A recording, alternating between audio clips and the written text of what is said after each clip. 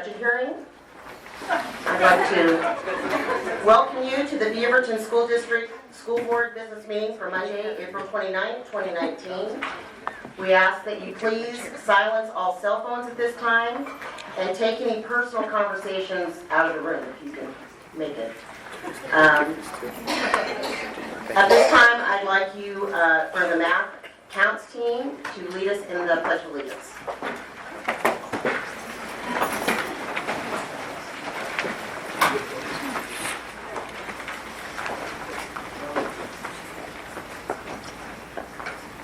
I pledge allegiance to the flag of the United States of America and to the republic for which it stands, one nation, under God, indivisible, with liberty and justice for all.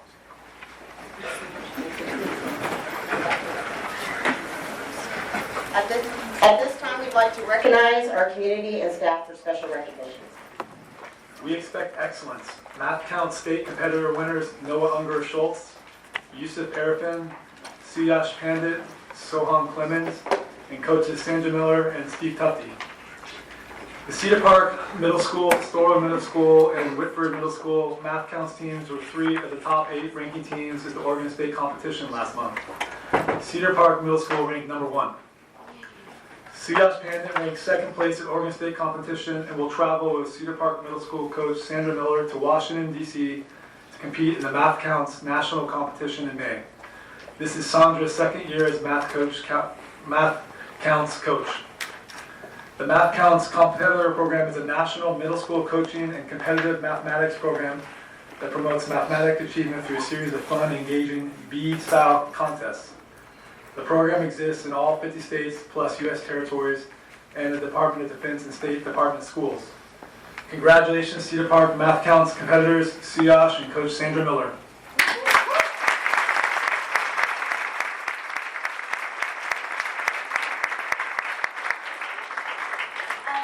I would like to recognize Nick Hirschman. He was my predecessor, and he really prepped these guys, and I have the privilege of being with him in the 8th grade year. Very nice.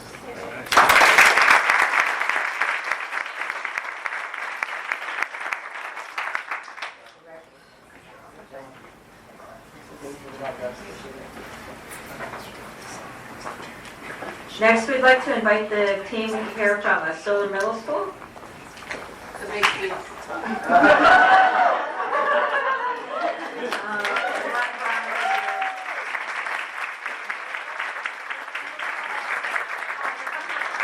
Stoller Middle School recently received the Carmen West Memorial Award for Outstanding Progress for English Learners on Track to Proficiency for 2019 at the Oregon Department of Education Conference of School Administrators English Learners Alliance Conference.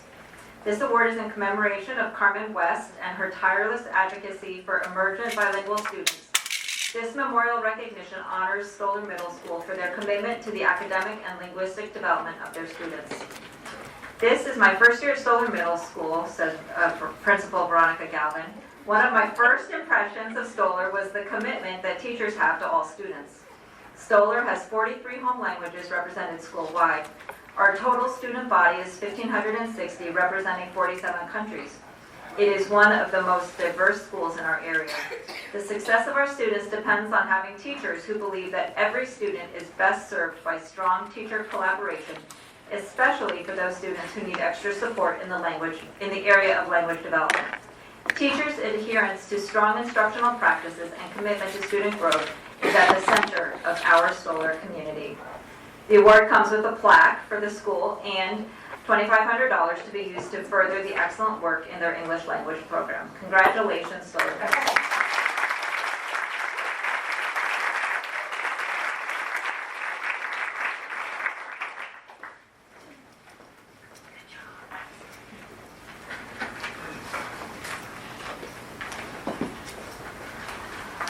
Board members, do you have any changes to the agenda at this time? All right, with that, we will get started with public participation. We welcome your participation at tonight's meeting. If you would like to address the board, please complete a yellow card and give to our recording secretaries over here, Debbie or Mary. We are limiting our comments to 2 minutes each per card because we have about 45 cards with us tonight. So because of that, when your 2 minutes are up, we're really going to call your time so that we can try to get to everybody tonight.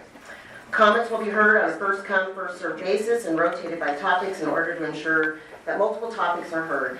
A reminder, the board will not hear charges or complaints against any employee of the district during a board meeting. We will address your concerns. We will not address your concerns tonight, but someone from our staff or board will respond at a later time.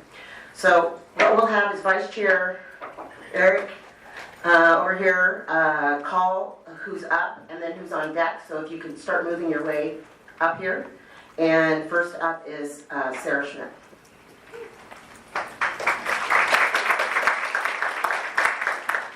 On deck will be Wendy Benyon. Good evening, Superintendent Grotting, Chair Tim Chick, and members of the school board. I'm Sarah Schmidt. I'm the president of the Beaverton Education Association. In our conversations recently with BSD leadership about the upcoming May 8th Day of Action, there was great concern about closing schools for a day because it would cause a disruption to students. However, we already do cause disruption for students every day. Every time there is a room clear in our district, student learning is disrupted. For every student trying to be heard and seen in a class of 38, student learning is disrupted. When an ESL or intervention teacher doesn't get a sub when they are sick, student learning is disrupted. When a student is struggling with a mental health crisis and they have to wait to talk with a counselor, student learning is disrupted. On top of all of this, we are staring down a devastating slate of budget cuts for next year that will disrupt learning even more, especially for our most vulnerable students. BEA members cannot allow this to continue to happen, so we are taking bold action. On May 8th, thousands of educators, students, families, and community members will be converging on Tomahawk Waterfront Park to send a loud and clear message that our students cannot wait any longer for fully funded schools. As you know, we have a huge opportunity this year to secure a dedicated, historic, sustainable funding stream for Oregon Public Schools. I hope that you will all be there fighting with us for Beaverton students. If you would like more information, you can go to may8thforstudents.org. Thank you.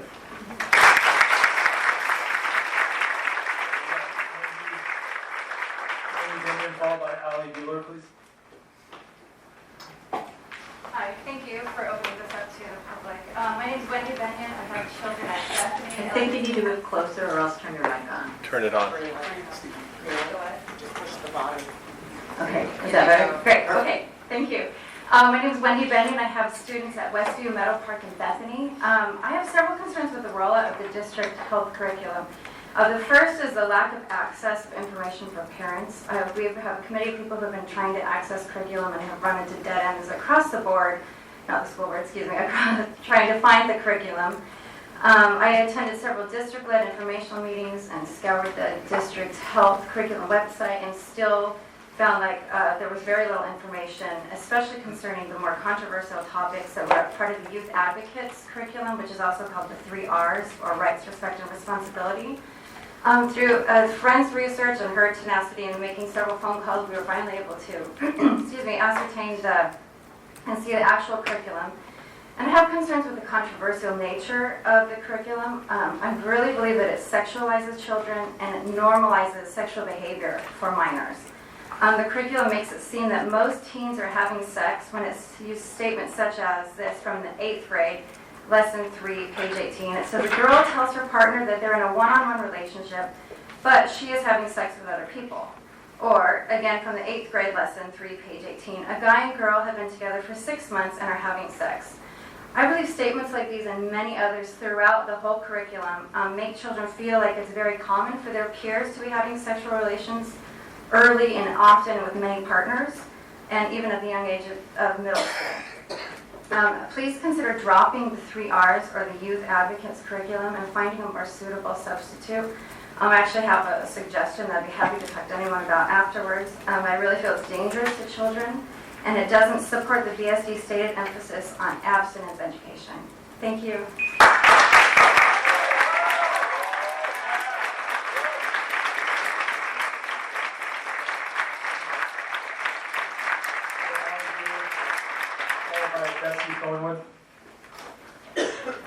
I'm Allie Buechler. I'm a stepmom, a dog walker, and an Elmonica volunteer. I am quickly giving you human examples of the importance of keeping 200 teachers in PYP. Please do not mistake my delivery for a lack of passion. It's purely about the time. Number one, a PE teacher that would likely be cut is Jared Johnson. This newer teacher not only impacted my stepdaughter, but our family in such a positive way. The connection he made to a third grader in the 99 percentile BMI for most of her life was to own her movement, own her activity. Because of Jared, she is no longer in the 99 percentile BMI and finished a 5K yesterday, giving me Mr. Johnson movement tips throughout the whole way. We need to give newer teachers a chance to continue connections and progress their careers, not stall them. Number two, last week at a school assembly, Maestra Flores, our Spanish teacher, held several back and forth reading exchanges in Espanol with the entire student body. It is a thing of beauty to hear 750 plus kids that are K through 5th graders speaking Spanish in unison. Number three, kids can choose to fill out cards that get hung in hallways on why they embody the PYP attitude of the month. In front of his too cool for school 5th grade brother and cousin, a 2nd grader does this every month. Last month he told me this makes him a great communicator, reflective, and a big time risk taker. Number five, back to my stepdaughter. A few years ago, she was far away from positive attitudes like caring, open-mindedness, and balance after a series of traumatic events in her life. But because our teachers are consistently coached by Kathy Leahy and have that continuing partnership to support IB teaching, my stepdaughter recently became a self-manager in her class, sealing the accomplishment with consistently showing her open-mindedness in action. So there are less critical places to cut from other than the heart and soul of our kids' education. That's our teachers and our PYP program. Thank you.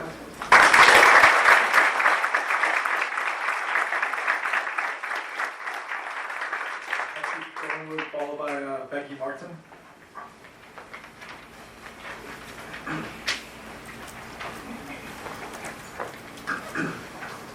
Good evening, I'm Betsy Thornwood, a teacher at Sunset High School. In February, I marched in Oregon's capital to demand fully funded education. In March, I flew banners over Highway 26, attracting the attention of drivers and informing them about the funding crises in our classrooms. In April, I journeyed to Pioneer Courthouse Square to chant and sing about the funding needs of Oregon schools. On May 8th, I plan to stand up for the needs of Beaverton School District students. I have not been alone in these endeavors. The tide of Red for Ed is strong, but I have missed the support and camaraderie of one group, the school board and the superintendent. It should be clear that I am not suggesting that you have not been working in other ways to secure stable funding. I know you have. I am suggesting that collaboration between our groups has been decidedly lacking. We have not been fulfilling our pillar. We collaborate. Perhaps you felt unwelcome to join us, as our groups are sometimes at odds. And if you did, I apologize. Perhaps you were unaware how to help or if your voice would matter. Perhaps you were unaware of the events in advance. Whatever the reason, we missed you. I missed you. But the chance for collaboration is not lost as we approach May 8th. You have the chance to come and stand with Beaverton teachers, parents, and students, to raise your voice with us, to demand funding with us, to stand up with us. I ask that you take that chance. Wear red. Go to Tom McCall Park. Demand a fully funded quality education model. Take direct and visible action alongside students and teachers to demand the education our students deserve. To illustrate just how welcome you are, to show exactly how to help and why your voice matters, and to make sure you know well in advance the event details, I would like to give you these informal invitations, as well as to issue a public invitation to join us on May 8th, so we can be heard. There's no RSVP needed. There will be space for you. Thank you, and I can't wait to see you on May 8th.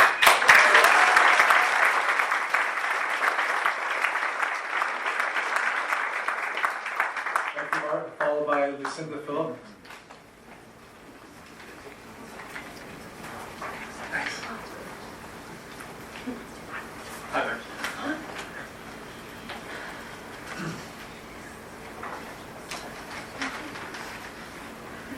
Hello, I'm Becky Martin. I'm an English language arts teacher at Sunset High School, and today I would like to ask for an independent audit of BSD's current shortfall of $12 million. At the Budget Committee meeting on Monday, April 22nd, Superintendent Grotting stated that there was no fraud associated with this shortfall, but he did not offer any evidence or support for this statement. Like I tell my students when they write, no one is going to believe you just because you say it's true. You have to support it with evidence. The budget issues are emotionally charged issues. Students, staff, parents, and community members are all directly impacted, and they deserve the peace of mind that an independent audit would provide. An independent audit would also provide transparency, something I know the district has been working on and trying to improve. With increased transparency comes increased trust, which can only help us in the future. Our voters have been amazingly supportive, voting for multiple bonds and levies to support our schools and support our students. How supportive will voters continue to be, however, if there is a perception that the district has mismanaged funds? In the absence of information, our stakeholders will create their own narrative. They will see Mountainside went over budget by $80 million. They will see schools like ACMA and Raleigh Hills not getting the improvements they need, and they will draw the conclusion that the district is mismanaging their tax dollars. As a teacher, I want to support my students in all ways possible.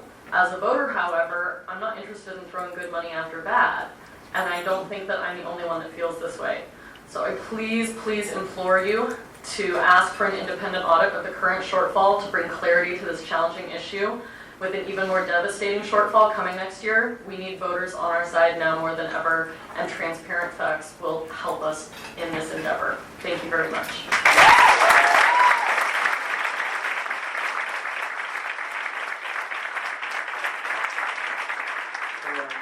Lucinda Phillip, followed by Maddie Vincent.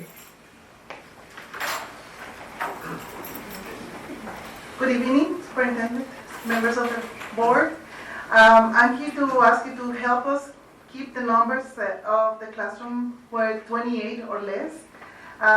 First, I think that we teachers are the link for the students' learning, attention, and support. And we spent a lot of our time in visiting houses and visiting their homes, taking them to the bank, sometimes supporting them outside the classroom. If you make it above 28, it's going to be even more challenging for us to spend time with our families in the evenings and meet the needs of our students in the classroom.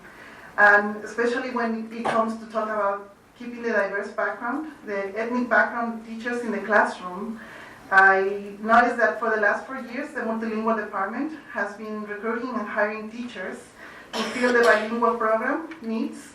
And when 200s are cut, the equation of 4 years to 200 teachers becomes that we're going to lose the bilingual teachers we just hired the last 4 years because they are the new hired teachers.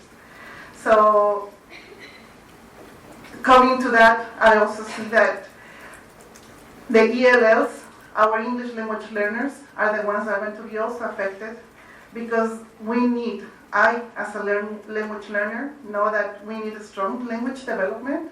And if there is no one that comes directly to tell me what is the difference between may, might, can, might, shall, ought to, it's going to be really difficult for me to succeed in the university or beyond, even in high school, if I don't have someone to tell me those differences in spite of, which one is the right one. We are moving, I believe, from protectionism to globalization, and we will limit the language development and we don't give the strong foundations for the students. It's going to be difficult to succeed. Thank you.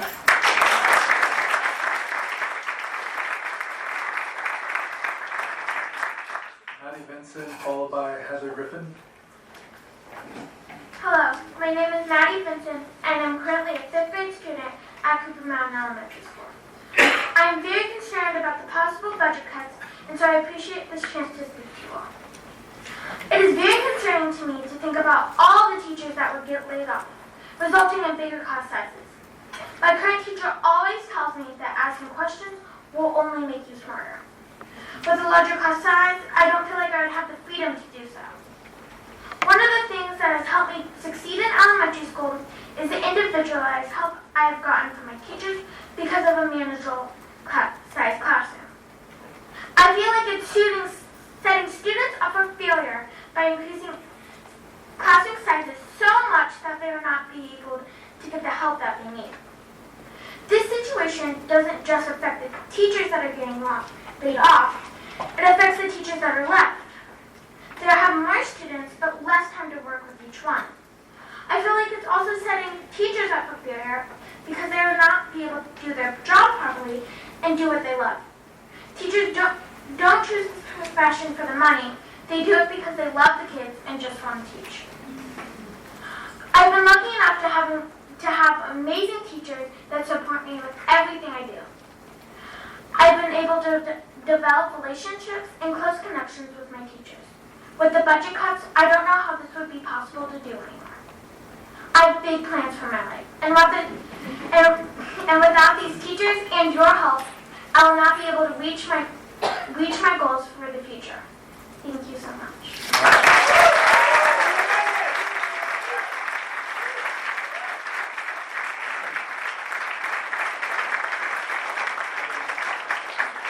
Griffin, followed by Jack Harrington.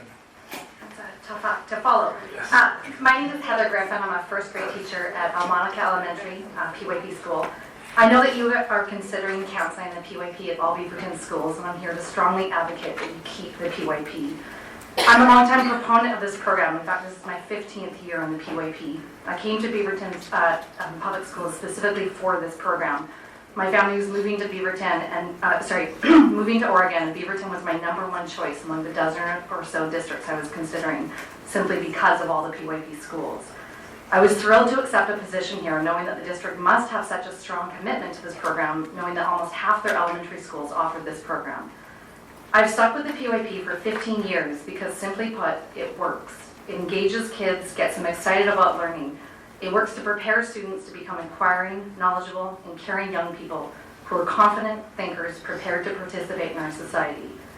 I've taught the PYP at elite private schools to Title I public schools. I've taught 1st, 2nd, 3rd, and 5th grades in 3 states and 2 countries. The PYP works. In each of my classrooms, I've witnessed how the PYP framework, using an inquiry approach, ignited a passion in my students that I have seen nowhere else. Students changed from being passive learners to active, motivated students who were eager to learn. The Beaverton School District is developing a reputation of sticking with programs for less than 5 years before moving on to the next thing. I've heard colleagues express frustration in finding dusty stacks of books that were purchased for past math programs or boxes of readers used for only a few years before the district moved on to a new reading program. The PYP is not a passing fad. As you know, the IB was first developed back in 1968 and the PYP in 1997. It is now taught in 109 countries and over 1,600 schools worldwide. I urge you to stick with this program and honor the time, the money, and the effort that has been put into this program in Beaverton. It's worth it because the PYP works.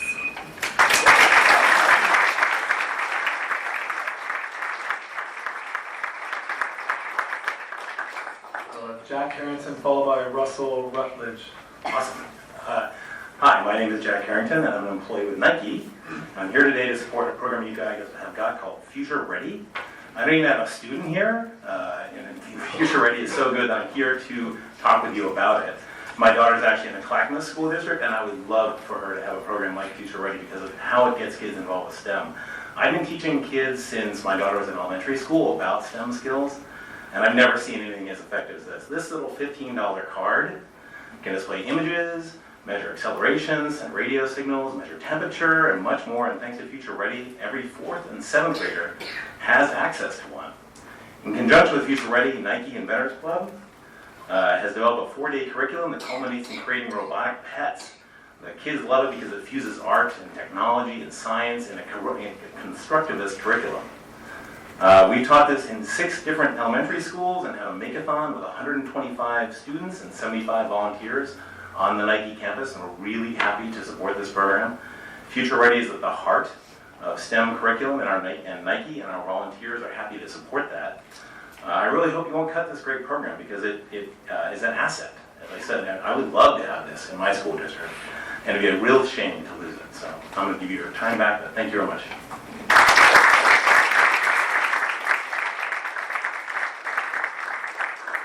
Russell Rutledge, followed by Lori Bassett.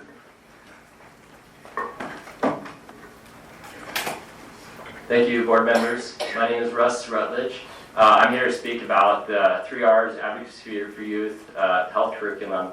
I personally reviewed the curriculum, and while some of its aims are noble, I'm very concerned about the approach that it takes in teaching our children, in that there seems to be a pervasive ethos in the name of sexual health being taught to lead children in imagining and visualizing and acting themselves in potentially very dangerous sexual situations.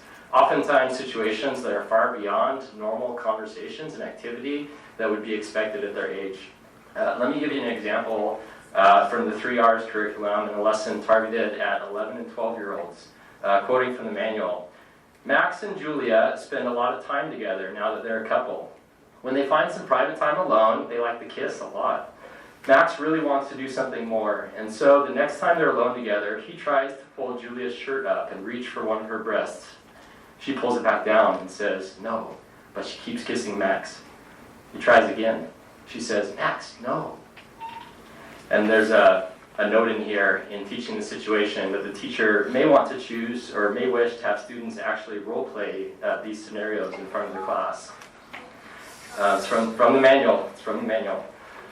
There's a principle taught throughout these lessons of the importance of consent involved in sexual interaction.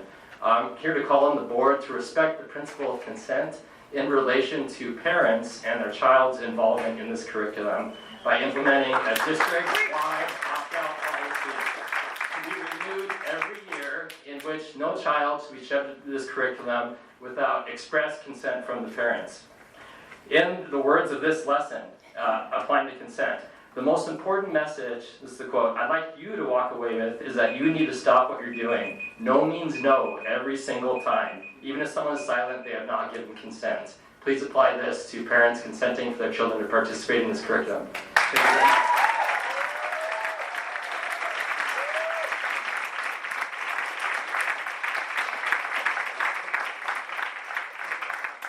Laura Bassett, followed by Logan Washburn.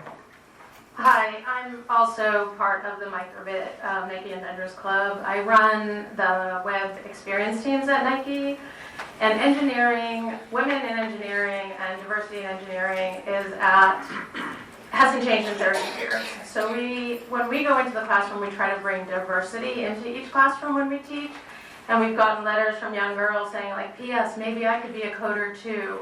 I think the combination of sport and activity to actually coding has inspired the students to be better. When you give kids access to sport, it improves their lives. If you give kids access to be creators of technology, you change their lives.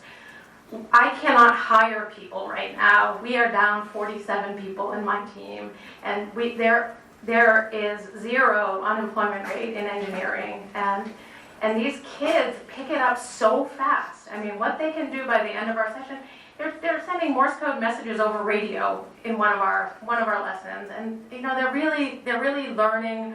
And without the partnership of the Future Ready team, we don't have access to the classrooms. We don't have access to teach these students, and it's been an amazing journey for us, and I think it's an amazing journey for the students. So please do whatever you can to keep the funding for that program.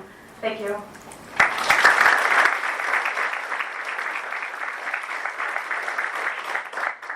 Logan Washburn here, followed by Kyra Becker. Thank you, board, and thank you, Superintendent. I would like to make a comment about the proposed health curriculum in Beaverton School District.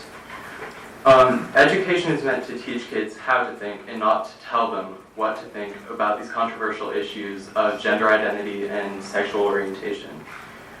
Actually, currently the Beaverton School District kindergarten curriculum attempts to tell kids that there are many ways to express their gender, when this is in fact an ideology and not a biological fact. This also turns the opinion of a student's community to turn against them, shaming them if they hold dissenting opinions. Schools do not have any business shaming kids who disagree with leftist ideology. Youth and families who have biblical worldviews on sexuality and gender should be free to live in accordance with their beliefs in an educational environment, just as people who believe in gender and sexuality as a spectrum ought to be free to live as they see fit.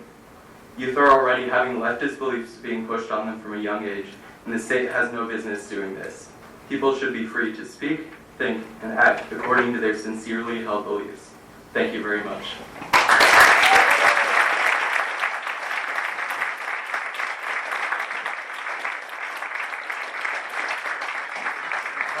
Tyler Becker, followed by Cleet Wirtz.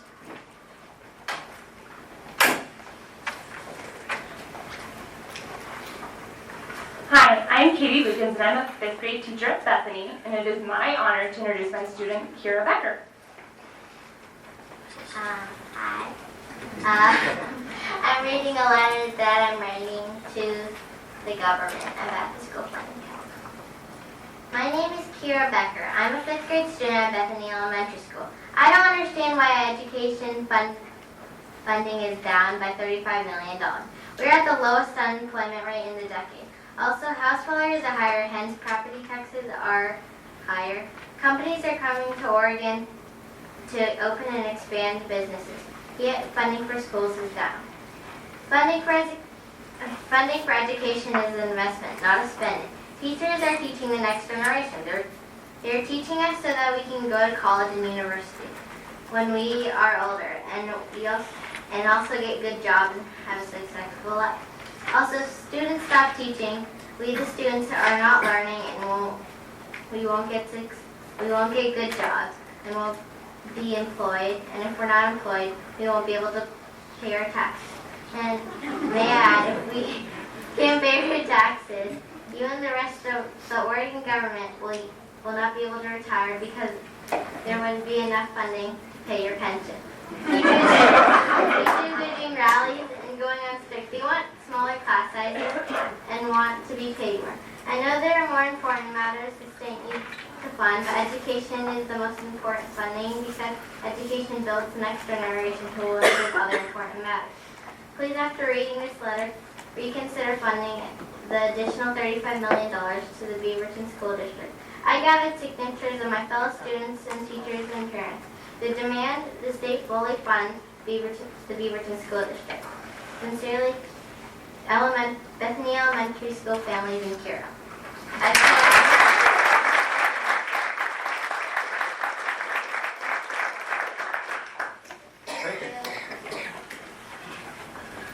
We have Cleet Wirtz, followed by Rachel Fouché.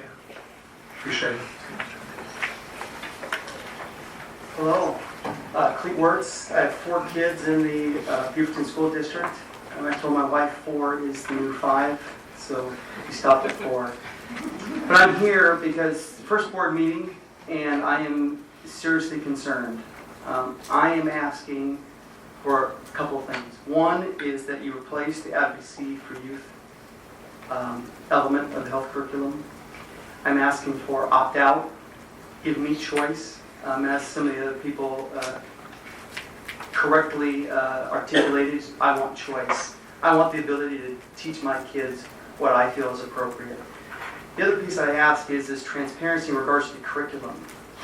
One of the things that I've learned over the years is a good team, right? School board, schools, parents, working together is how this thing works, and works most effectively. Even Jared Corden over there was our principal.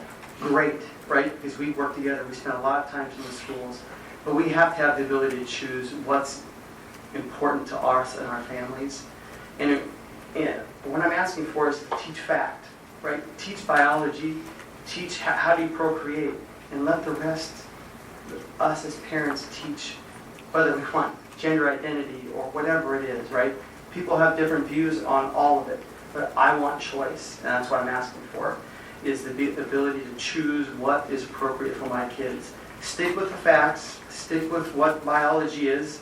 Man and woman, you can only procreate one way. There's no other way to do it. So let's just stick with the facts and let us teach what's appropriate for our families. Thanks.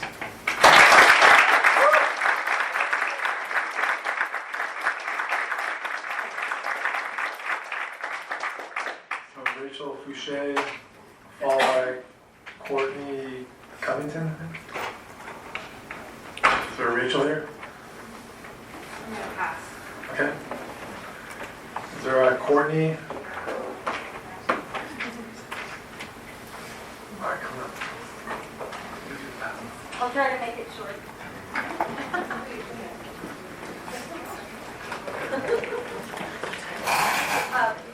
Thank you for your time. My name's Courtney Covington, and I'm a parent of a Heighton third grader and then my seventh grader, Alex Covington, and I served on the PE project committee team and just advocating for physical literacy and the curriculum, quality curriculum, that you don't forget that PE is integral to keeping our students healthy, keeping them happy, and studies have shown keeping them more engaged, more focused, giving them a positive outlet for some of the added pressures of today's students, and just that the curriculum is important, linking K through 12, really getting alignment all the way through in the physical education curriculums. I'm Alex Covington, 7th grader at Conestoga Middle School. PE has a great impact on students. It encourages them to engage more in physical activity. It positively influences their behavior in ways that, in the sense that they want to do more physical activity. It makes them more comfortable with doing physical activity.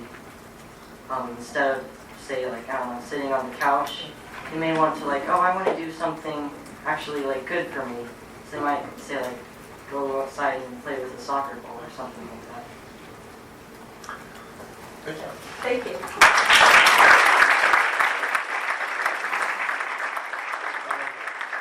Anita Ott Hendrickson, followed by Alexandria Frensley.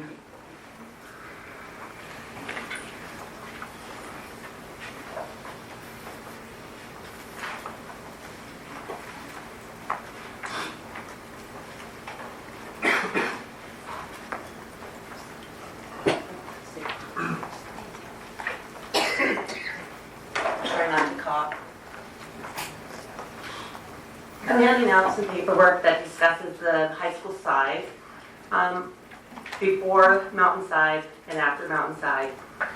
And as you can see by these numbers, we did nothing to decompress Sunset or Westview. Currently, Westview is at 2,491 students, a full 1,000 people more than Southridge. It's also 883 students more than Beaverton. I asked myself, why did we build this school? I then went into looking at administrative transfer hardships. I got the public records. So right now, I compared middle schools to high schools. Middle schools, I kept in mind that they're 3 years and high schools are 4 years. So in 2017, middle schools had 179 administrative transfer hardships. High schools had 466 administrative transfer hardships. In 2018, middle schools had 170 students administrative transfer hardships, and high schools had 498 student hardships. However, what's really interesting is the majority of these transfers are going to Sunset and Westview, as you can see by these numbers down here. I then go to look at the administrative transfer hardship. And hardship is defined by, impacted by a parent or guardian in the military, instability related to homelessness, a documented medical condition, impacted by the death of the parent, and such and such. But the second factor is capacity at the receiving school. I don't see the transparency in this. I have a hard time understanding this. We need transparency from the district. Thank you. Oh, can I just mention one other thing? I'm really curious how we are ever going to create a middle school boundary because we didn't get the high school boundary right. And the middle school boundary is going to be that much harder in creating. Thank you.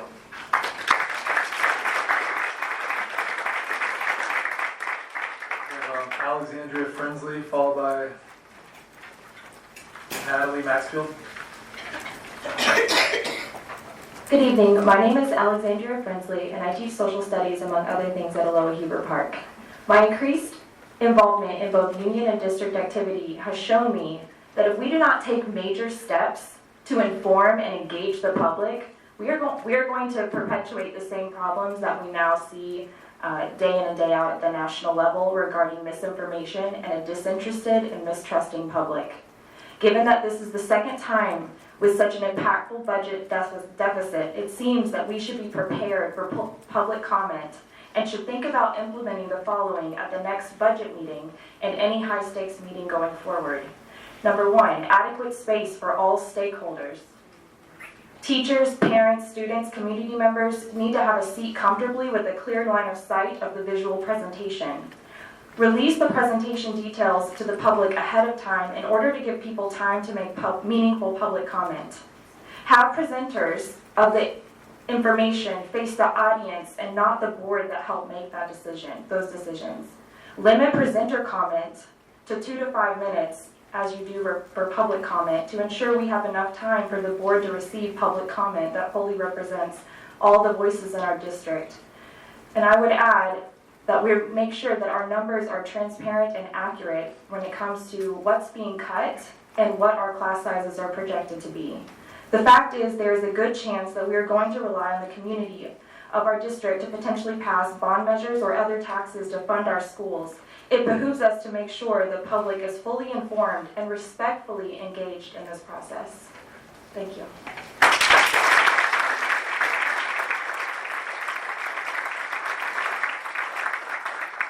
Natalie Maxfield, followed by Shri.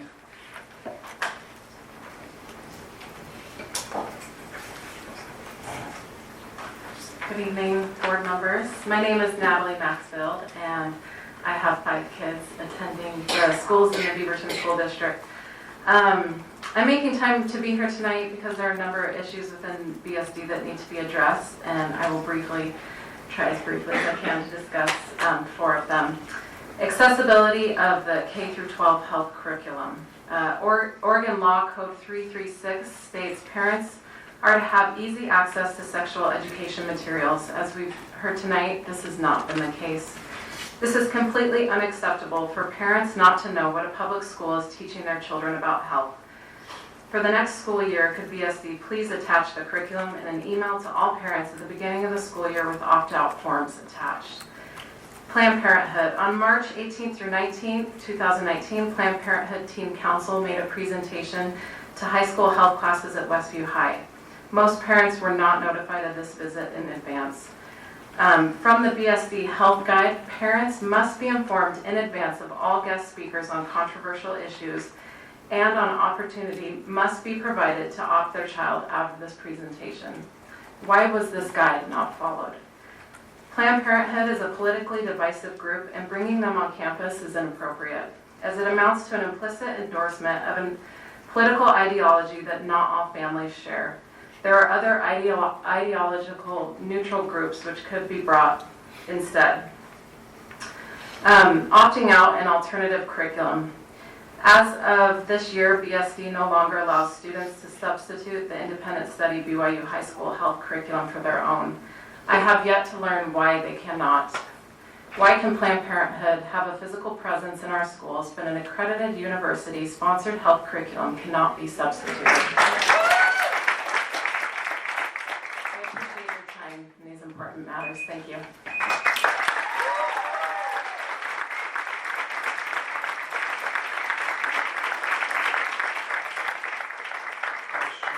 Shri, and then Jessica Engel next. Hi, my friend Naki just mentioned a couple of things, and I am a biology student, and I'm a teacher. And I didn't understand, when she sent me the information, I was not even aware of those information. When she sent me saying that, okay, this is what is being taught. So many parents are not aware is what being taught in the health curriculum. And I can tell you that from my personal perspective, it's like there are grade of the kids attend the high schools or elementary school. Some are mature in the brain and some are not.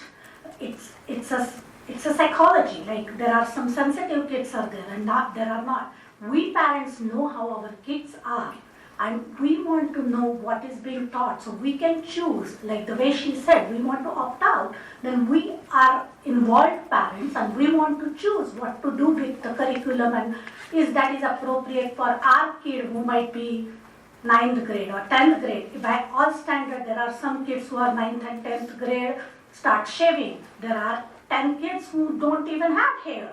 So their maturity is totally different. As a biology student, I can understand that. So please give the option to opt out for the parents who want to opt out, and give the curriculum ahead of time to all parents. It should go as a normal email from the Beaverton School District that this is the 3R curriculum.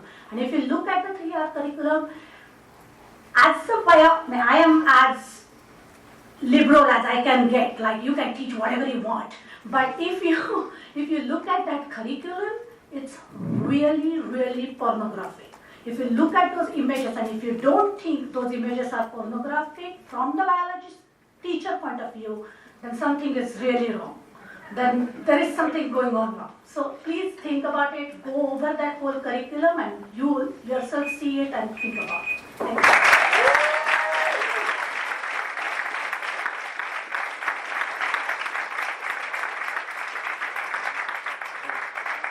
Jessica Engel, followed by Julie Smith. Hi, my name is Jessica Engel. As a parent of 2 daughters at West TV, I am deeply concerned about the proposed cuts to the PYP and special of Spanish language. Upon coming to West TV, we had the privilege of partnering with principal and teachers in their exuberance and great effort of obtaining PYP status, and I have since been impressed by my daughter's increased commitment to be more aware, kind, and caring. PYP's worldview encourages students to reach beyond their singular experience and partner in addressing problems they see in the world. Its whole child approach is inherently more inclusive as it embraces social and emotional learning. I believe PYP encourages students to become global citizens who value diversity and seek to further equity. Out of all the specials offered across the district, I would offer that foreign language has the most to do with promoting these values. Students literally learn to communicate with and understand the diverse other. These cuts across 10 schools would undermine many years of hard work and be vastly wasteful. In order to regain current levels of functioning, each school would have to again invest a minimum of 5 years and great effort and resources. I believe that cutting these programs counters BSD's values of excellence, innovation, equity, and collaboration, values embodied in PYP, and sends a district-wide message that these programs are expendable. Instead of more schools benefiting from obtaining PYP status, I doubt very much if any BSD school would consider pursuing this investment, knowing how easily it could be dismissed.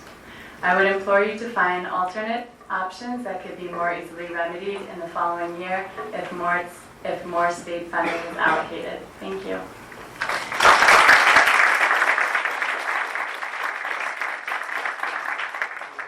Julie Smith, followed by Steve Matsfield.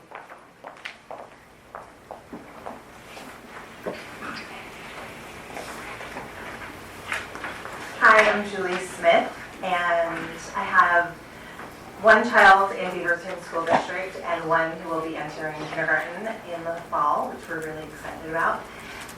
The main thing I wanted to address is the health curriculum that is being presented. I have tried to look through the curriculum, and I would challenge all of you to try and find anything in there. Like as you go through and you try and search through, you'll see like a thing that says this content is sexually explicit, and then there's nothing really there, right? So then you try and dig for it, you might do a few backflips and never really get to where you're going. So I think my most thing that I would like to suggest is transparency for the curriculum. the fact that it's not given to parents is just, in my opinion, quite ridiculous and unacceptable. I think that, there are a lot of parents that it is our right to know what's being taught, right? And that's the biggest thing I wanted to say is just that transparency, the access to parents. We should not have to contact each individual teacher for each child in each school year. I think that's completely ridiculous. So that's just what I'm asking for.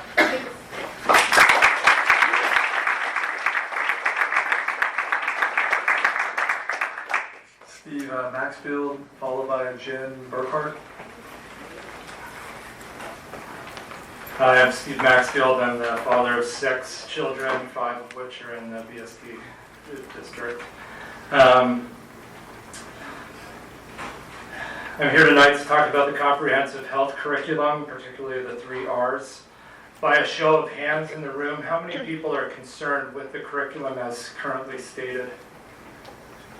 As you can see, this is just a small subset of people that are not happy with the way that the curriculum has been laid out and brought to our schools with minimal parent involvement.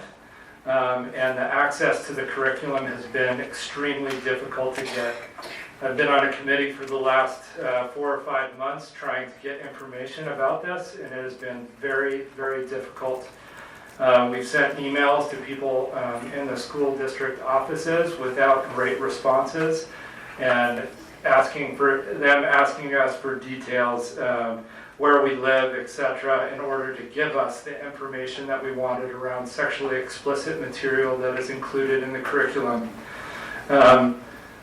Of these parents, I can't speak for everyone here, but of these parents, we are deeply caring about our children, as many people are, and we teach them love and respect, and we expect that they will have respect for people that have different ideologies than we do. And this is clearly not, in the curriculum, it is not demonstrating that it is the case. We're asking that the district re-review the 3 R's curriculum, eliminate it from teaching in our schools, allow for opt-out of the entire health curriculum, and allow for alternative accredited university alternatives to health studies in our district. Thank you.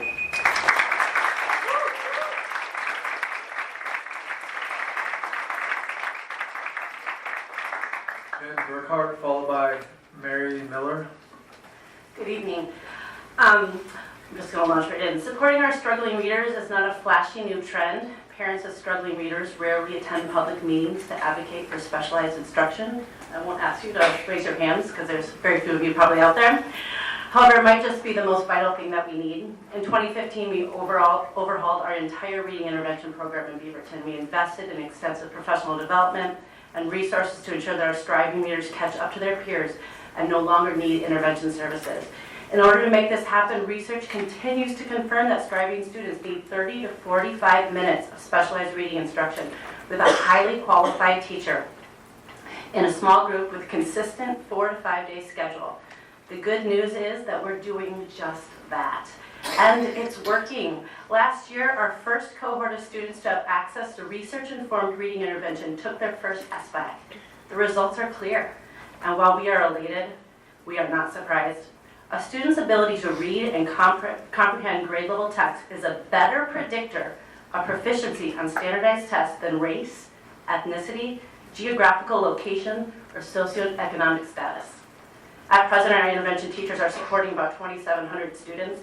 It would seem logical that cutting this position in half would mean that only half of the amount of students would get those services, but it's just not true.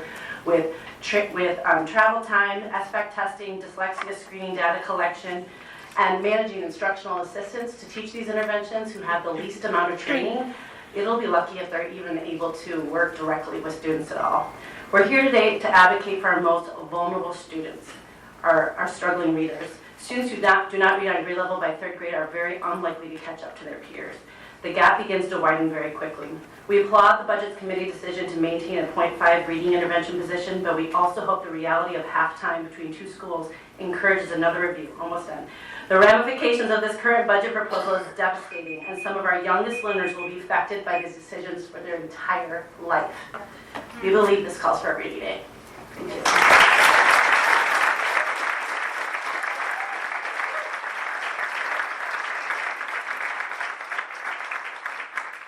Mary Miller, followed by Kristen Jolie.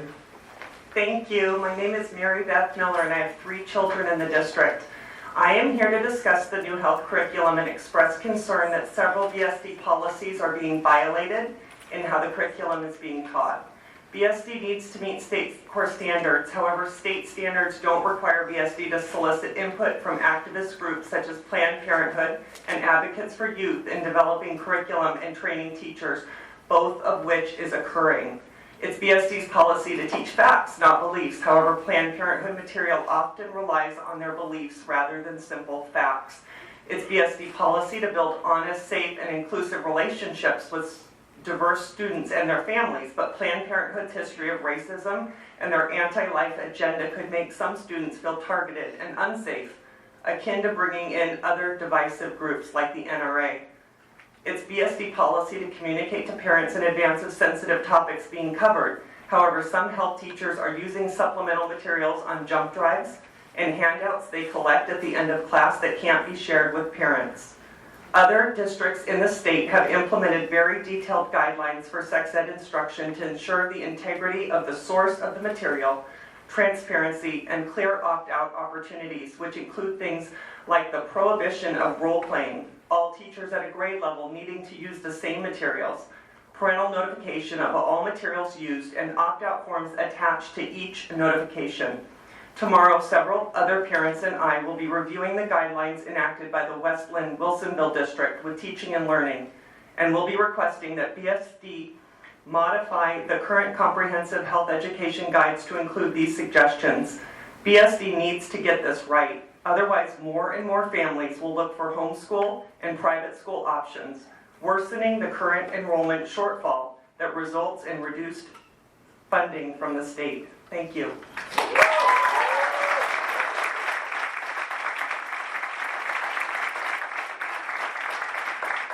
Kristen Jolie, followed by John Binion. These photos are at the end of the BSD Rights, Respect, and Responsibility 3Rs lesson. These photos are pornographic. The Oregon Obscenity Law 167 defined as any picture displaying nudity or sexual content to minors is exempted in schools. How is that possible? According to Teen Health and the media, 2 out of every 3 shows on TV include sexual content. Why would our children need more at school? This is what our money is paying for? I have a 9th grader at Westview. Here is an example from the 9th grade lesson, 3Rs. Lesson 6, page 8. Quote, Kyle and Erica have made out a lot and know how to make each other feel good. It's almost the end of 9th grade, and they both feel ready to start having sex. Erica performed oral sex on another guy, but she didn't think that was really sex. Does this sound like a discussion a teacher should be leading with minors?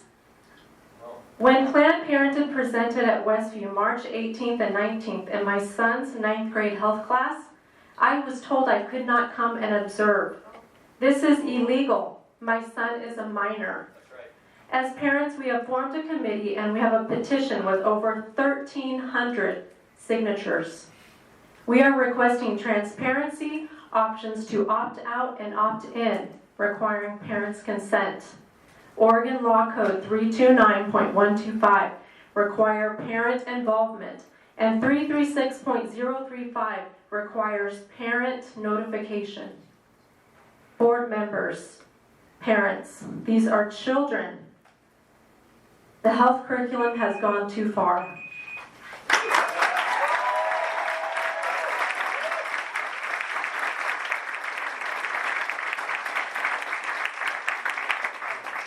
John Binion, followed by Maureen Halverson. Good evening, board members and superintendent. Thanks for hearing us out. I'll be brief. Most of what I've wanted to say was shared already. I'm concerned that the 3 R's curriculum moves from education about sexuality to promotion of sexuality among minors. This makes me uncomfortable. I have 3 children in the Beaverton School District, and so, or 4 I guess right now. So I want to ask that it be removed and replaced with a suitable alternative, and I'd be happy to volunteer to work with a group of others to provide that suggestion at a later time. Thank you very much.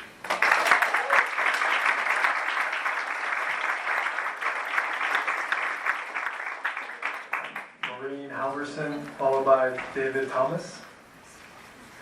Hi, my name is Maureen Halverson. I'm a mother of 4 children who have attended Bethany Elementary School, Meadow Park Middle School, and Westview High School. And I'm just asking for 2 things. Transparency for the health curriculum, the new health curriculum, and second, that in that transparency that there's detailed lesson plans instead of bullet points that we've been given so far. I also ask that parents are given at least 1 month advance notice of what's that it's going to be taught to their children, clearly giving them ways to opt out their student without credit loss, or given the choice to use an alternative accredited option. I have a 10th grade son who, in his health class last year, or in the fall rather, I did not know that he was going to be, that there was a Planned Parenthood group of teenagers that presented ideas to him that I was not aware of, and I feel like that's a loss of trust. I have 3 kids that went through health, and I was really adamant about knowing exactly what they were being taught, and I want them to be educated. I think it's really important.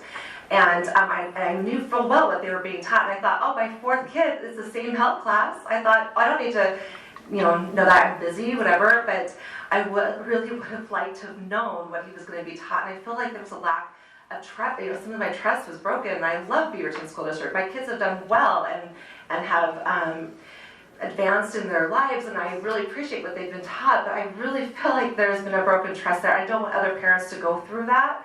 I want those 2 things, full transparency, and give those parents the option to opt out. And after having that post-communication with my son, there's things that he's not going to be able to unhear. Those things that I, as a parent, should have been able to talk to him in my own way about those things. And thank you for your time.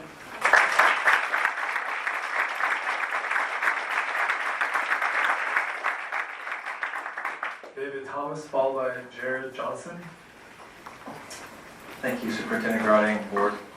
I'm David Thomas. I have 5 kids who are either at or have gone through Beaverton School District schools. I spent a considerable amount of time preparing for tonight by going through hundreds of pages of sexuality education documents, not wanting to simply blindly trust the information that's out there by third parties about how controversial this is. And I'm here tonight to inform you that this large and growing group of parents who is concerned about whether they have a choice in what is taught needs to be listened to. If Beaverton School District doesn't ensure that parents are clearly informed and given clear participation options, this would be bad for parents, students, and ultimately the schools. Schools have a long tradition of honoring the role of parents in choosing how to educate their children in a critical issue of human sexuality. We live in a highly sexualized world, and schools are adapting their curriculum, but so are concerned parents. Please don't assume a role of the only provider or the first provider of this information, and don't force parents' hands. Let's work together rather than leave parents feeling like leaving the district is perhaps the only option. That will only exacerbate the district's financial problems, since many of the concerned parents are also your most involved volunteers and donors. Even worse, without clear participation options, parents are already discussing taking legal action to get those options. That will not help our problems in the district either. I'm volunteering to work however is needed. If it's people hours that are needed, you can have as many as I can give. Let's honor the role of parents through clear communication, clear opt-in, opt-out choice, and reinstating the acceptance of alternative accredited health options. Thank you.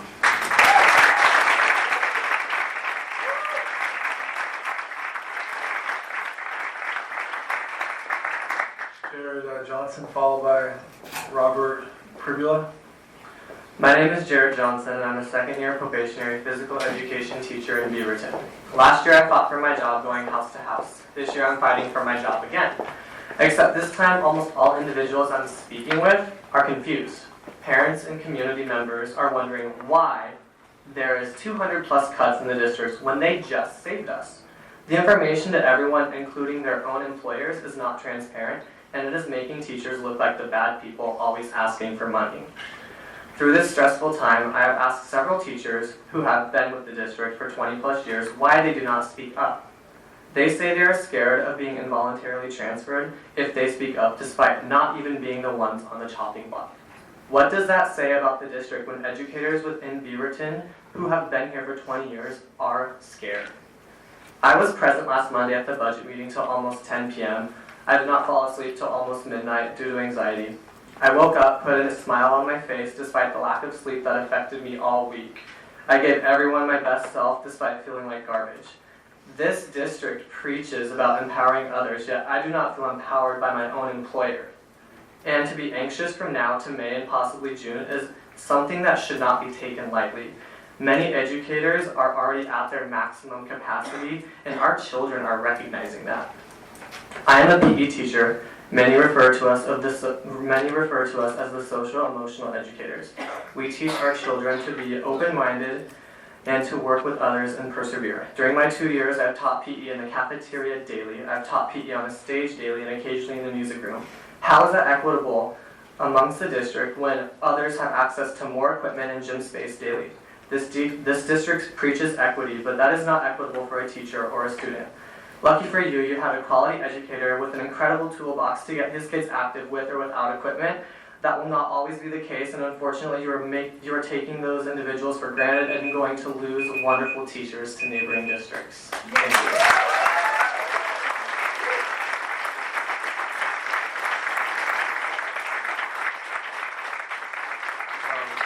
Robert Pribula, followed by Linnea Vandermolen.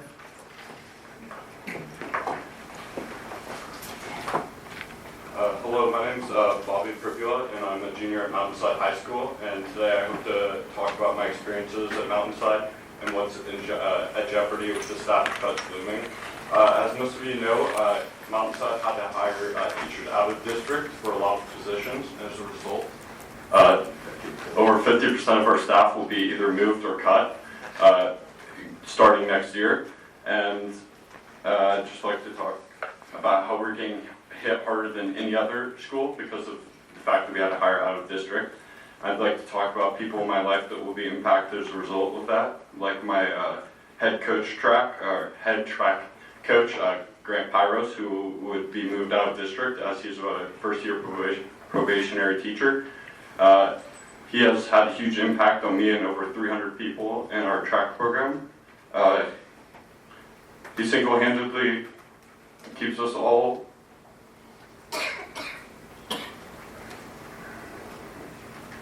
passing classes and other things, which has huge academic benefits.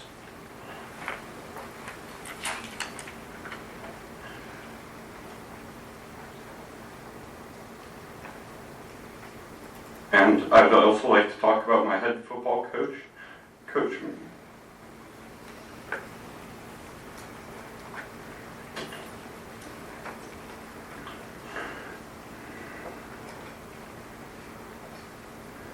Who would also be removed as a result of the budget cuts.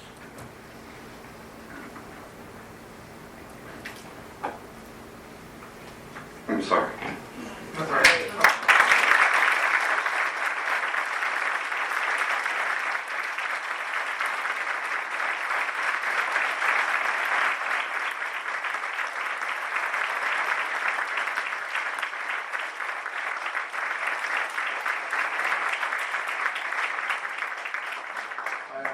Linnea Vandermolen, followed by Annalie Waddle. This has to do with the current sex ed curriculum here in Oregon, and specifically in the school district. It was already invasive, covert, and out of bounds when my daughter was in high school in 2003. I found out after the fact that a representative from GLSEN, that's a gay lesbian kind of alliance, visited her health class and gave everyone a questionnaire asking them such things as if they have sex and how do they know their orientation unless they've experimented with both sexes. She got angry and didn't answer the question, and I went to visit the principal, who told me, well, we weren't trying to ask her about her sex life. We were just trying to have her put herself in the shoes of a gay student who gets tired of being asked the same questions. This is how covert they are in invading a child's psyche and basically using agents outside the school district to do what they probably don't have the guts to do.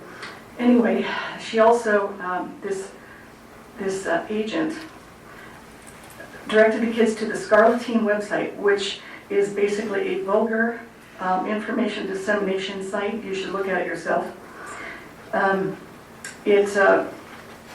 It was a pornographic site posing as sex ed for the real world. By contracting with outside agents to disseminate this vulgar information, the school avoided responsibility for what they told my daughter. This website featured testimonials from a 14-year-old girl who raved about anal sex and another teen who said it's awesome to get in someone's body.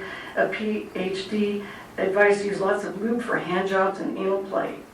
Scarletine shows no respect for parental expectations, religious objections, or morality. And I don't like the fact that any school district would direct children to this kind of a site. Brad Victor is the man who devised our current Oregon sex ed program. He was in charge of the Adolescent Sexuality Conference in Seaside until it was closed down by the sheriff in 2014 because of the smut they were peddling in this conference. What was typical in this conference, I'm out of time, I'm sorry, because I would like to send this to you by email.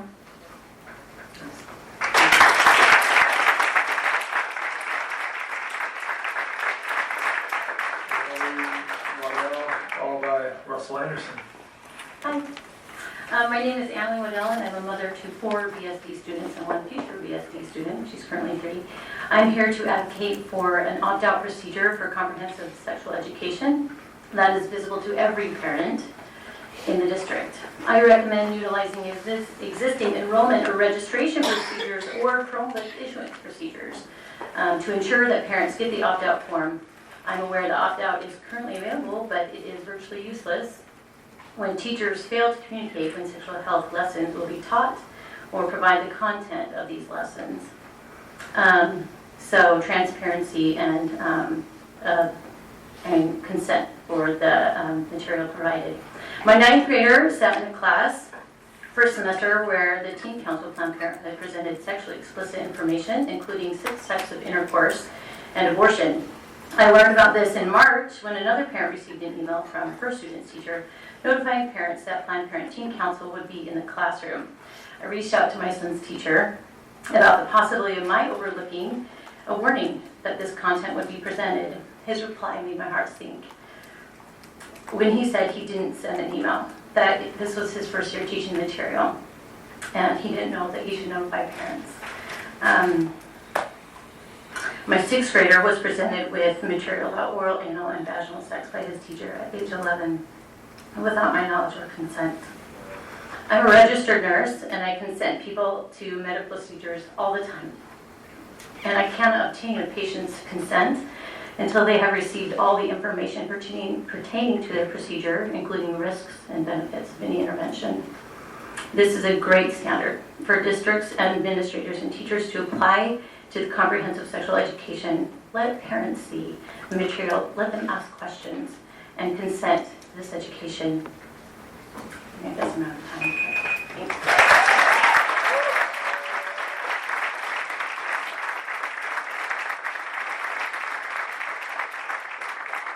Russell Anderson, you are our last speaker tonight. Thank you. Thank you for your time this evening.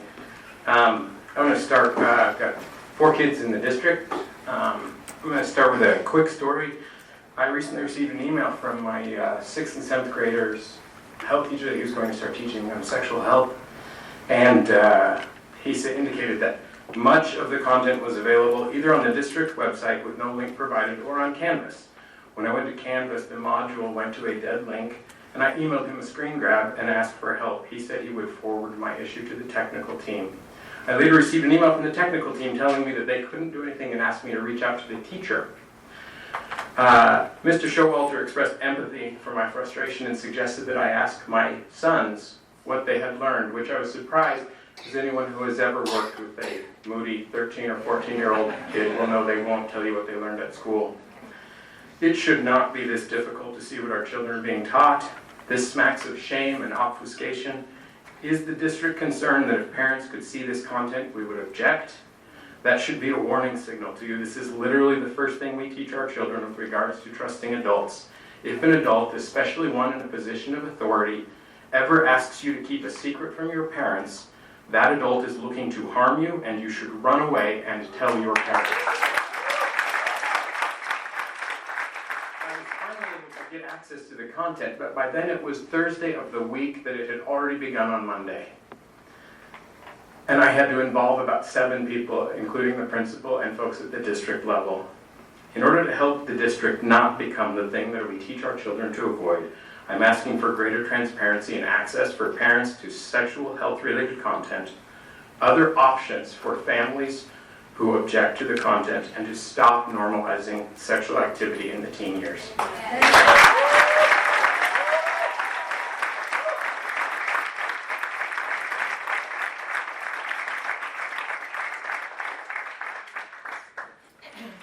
We thank everyone for their public comment tonight. Thank you for being with us tonight. Now we will be starting our reports, and first up is Superintendent Ryan. Thank you. Thank you, everyone, for coming and voicing your concerns, whether it be about the budget, health curriculum, or other pieces of information. As was discussed here, the district's facing a $35 million budget deficit next year, of which 18.5 of that is PERS. The legislature is also meeting at this very hour, and I just got a message. It did pass out of committee, the tax revenue package, along party lines. So it's passed, and so now it will end up going probably to the Ways and Means Committee and then on to both houses. So that is some positive news. Also, we heard about our statewide Teacher Day of Action that's going to take place on May 8th. The purpose of this Day of Action event, sanctioned by OEA, the Oregon Education Association, is to draw statewide attention to the needed adequate funding for K-12 education after 3 decades of instability. After the Beaverton Education Association notified the district of their intent to participate, and their membership voted to take an unpaid day, the district determined May 8th will be a non-student day, with some exceptions. From the onset, I want to point out that BEA has worked with the district diligently with the prime concern of not harming students. We had some activities that were scheduled, and they have come alongside us and worked with us. And I'll talk a few, there's a few of those activities that we will discuss. May 8th will not be made up at the end of the school year, as we have plenty of instructional hours. Some of the activities that will continue to take place on May 8th that we could not change: AP and IB testing, which we will provide transportation for those students to go to and from. Outdoor school activities, some of our students will be at outdoor school, and those activities will continue to take place. We are also at 32 of our sites going to have free breakfast and free lunch for those kids needing to access those meals. Also, we have some students attending early college, and those students will continue to attend early college. We support the goal and urgency of advocacy efforts from all employees, and our school board is working hard to convince the legislature to make this significant and new investment to Oregon schools. And even though it's passed out of committee, we still have a long road to go to get it out of the House and to get it out of the Senate. And then, just for folks to know, even if it comes out of the House and Senate, it's likely that it will be referred to the voters in January. So there will be a vote. And what that does is really puts us in a very awkward position, because we will not see any revenue at the earliest until July 1st of 2020. And I'll just say, listen to the young man talk about his football coach and his teacher. We have hundreds, and they're mainly our probationary 1, probationary 2, and possibly some probationary 3 teachers that are in peril. They have bills to pay, they have mortgages, and some of them, as you've heard, have been, this is the 2nd or 3rd year in a row they went through this. In addition to the people that could lose their jobs, there's also going to be a lot of transfers. So causing some folks to possibly be teaching at a grade level or even maybe be in a content area they're not used to teaching in. None of this is good for kids.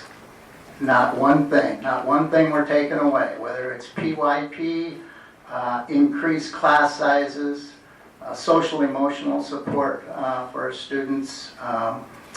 There's none of this that's good for kids. So what I can tell you is this board is dedicated, as are the staff, in trying to do everything possible, whether that's going to the Capitol, and I know, Elizabeth, you talked about May 8th being there with you. I was at the Capitol on the day that protests went down. We were there, but there's a lot of other, and you alluded to it, there are a lot of other efforts underway right now to try to put pressure on our legislature to make sure they do the right things for kids in Oregon. On a more positive note, Sunday I went to ACMA. ACMA had their Dance West in concert, and you just saw some absolutely amazing kids performing dance performance. And these were some of the best dancers that you will ever see throughout Oregon. They were absolutely just amazing. You couldn't believe it. And Beaverton has, in addition to our comprehensive high schools, we have option schools. And we talk about choice for parents and choice for kids. We need to continue to keep those options open. And finally, talk a little bit about, also last weekend, we're really trying to develop our career technical education programs, which is another option or venue. I heard a young lady from Nike say today about engineering and trying to diversify our workforce.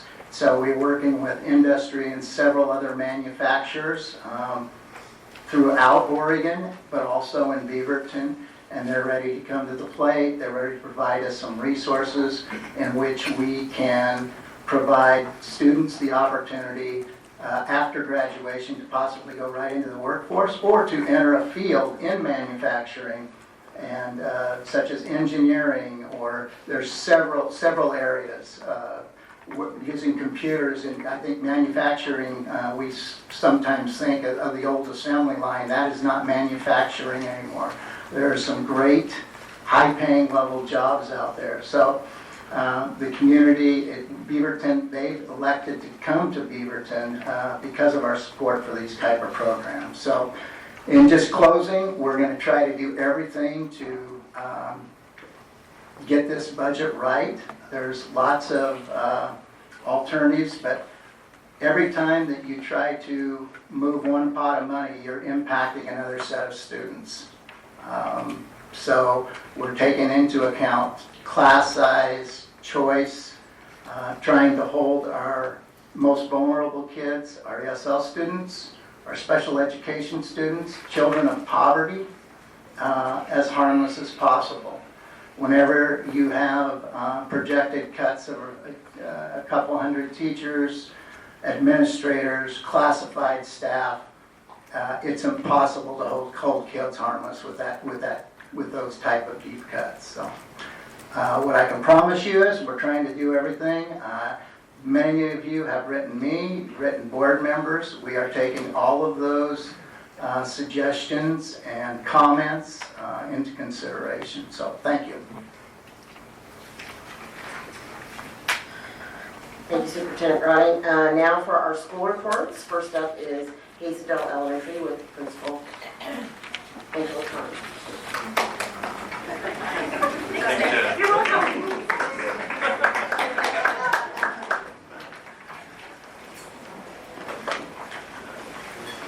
Is that on? It's kind of an awkward transition there, so deep breath. Thanks for being here today. I know you all have our school report, so I'll not read it verbatim for you because I'm sure you've already looked at it. I'd invite you to come at any time to Hazeldale to see who we are. Some of you have been over there. It's who we are, so you're always invited to come and be there. We'll start with the successes. We are really proud of our success in the area of ELA growth. The reports have changed and how we receive those over the years, but that's been a dial that has been difficult to move. It is for all of us, I think, specifically in our subgroup area. And so we were thrilled to see the growth for us this year, and we hope that stood out to you as well. Why did that happen? It's never just one thing. It's a variety of things. One of those, I think, is the new implementation of the ELA units of study and the workshop approach, which began in 2015-16. Strong collaborative culture, which you can't do anything alone in schools. We all know that. So our teachers have leaned into the work together as teams and individually as well. We're also a teachers college lab school with job embedded staff development. What that looks like is you have a coach, they teach you something, and then you have to practice with kids. And we all know you don't learn anything if you don't implement it right away. So that's been a very powerful learning experience for us. And also, there's increasing research and visibility around the idea or topic of teacher efficacy and also student agency. And you can see that in the one piece of data, just the TEL survey report, and or I guess it's the district survey report, on how teachers are feeling about involvement in that process. Again, that's not a quick dial to turn, but when teachers feel like they can make a difference when the work is really challenging, and I think all of us are here because we know the work is really challenging, that's a pretty powerful thing to celebrate. So we're very proud of that. We've had a few challenges as well. We're pretty concerned about our math area of growth, but we're also kind of excited about that. When we got our results last year, we were, my phone was blowing up with texts of concern from our teachers because they have invested fully in our new workshop model. We focused almost all of our staff development last year on math, and then we got our scores, and it was devastating for us. But the more we read about the research, and we see the dial that's moving in ELA, we believe that the work we're doing is the right work. It's trickier for us in math. In reading, we know how to sit by a child, listen to them read, hear what they're doing, give them targeted feedback just like your basketball coach or a sports coach might, and give them that next nudge. In math, it's not that clean, and most of us weren't educated as educators. We weren't taught math, but we were teaching it now. We like nice, clean scores that we can turn in and say, oh, I had 70% meet. I now have 80% meeting. It's looking more like how we teach in the reading workshop, and that is good, and it's powerful. And I'm watching it with my own students at home as well. So we actually expect to see some growth there. Probably not as big of a number as we'd like, but I would be surprised if we didn't see growth there. Some additional challenges worthy to note. We're a brand new school building, which means we were lucky enough to move twice, 3 times, I lost count. Got to pack up the entire guts of our school, moved to 118th. It was a beautiful temporary site, but that is stressful on our staff. We're also grateful for that. I hope we don't sound not grateful. We're in a beautiful new facility thanks to our voters passing the bond, and it is really wonderful to be in a facility that matches the people a little bit better. So we're really grateful for that, but it was also a significant challenge. On social emotional needs, it's no surprise to anyone that that's also a challenge for us. I know you might have some questions about that a little bit later. It's a huge challenge, but it's also, I would say, a celebration in that our district has invested in social emotional learning with the investment of a student success coach and also tremendous professional development. And I think you'll ask me some questions about that a little bit later. We are seeing progress. And we're also seeing increased trauma with the students that come to us. But we're seeing strength of knowing how to work with all kids and truly hearing kids, well, not just teachers, but also our parents, be able to speak to kids do well if they can, versus this send a kid out of my classroom. So I think that's a huge success. Action plan is hard to answer in this report. We're Title I schools, so you have to have a school plan for that. We also have just finished our verification visit for PYP, which I've heard compared to an accreditation visit at the high school level. I wouldn't know because I've never done that. But they look at your written work, you submit work samples, they come and interview teachers and parents. It's a pretty thorough investigation of your school, and you use all that information to develop your action plan, and ideally you don't have your Title I plan over here and your PYP plan on the other side. Ideally they're one thing. And so we tried to capture some of the feedback we got. These were the themes that we were given. And so these are part of what, both commendations, because you want to keep doing what's working, and you also want to work on the areas that are struggling. Collaborative culture, it was very clear that our staff is engaged, challenged, and supported to keep growing. Was really pleased that it was recognized that our staff is all invested in the what, the how, and the who. Our staff knows the why of our work.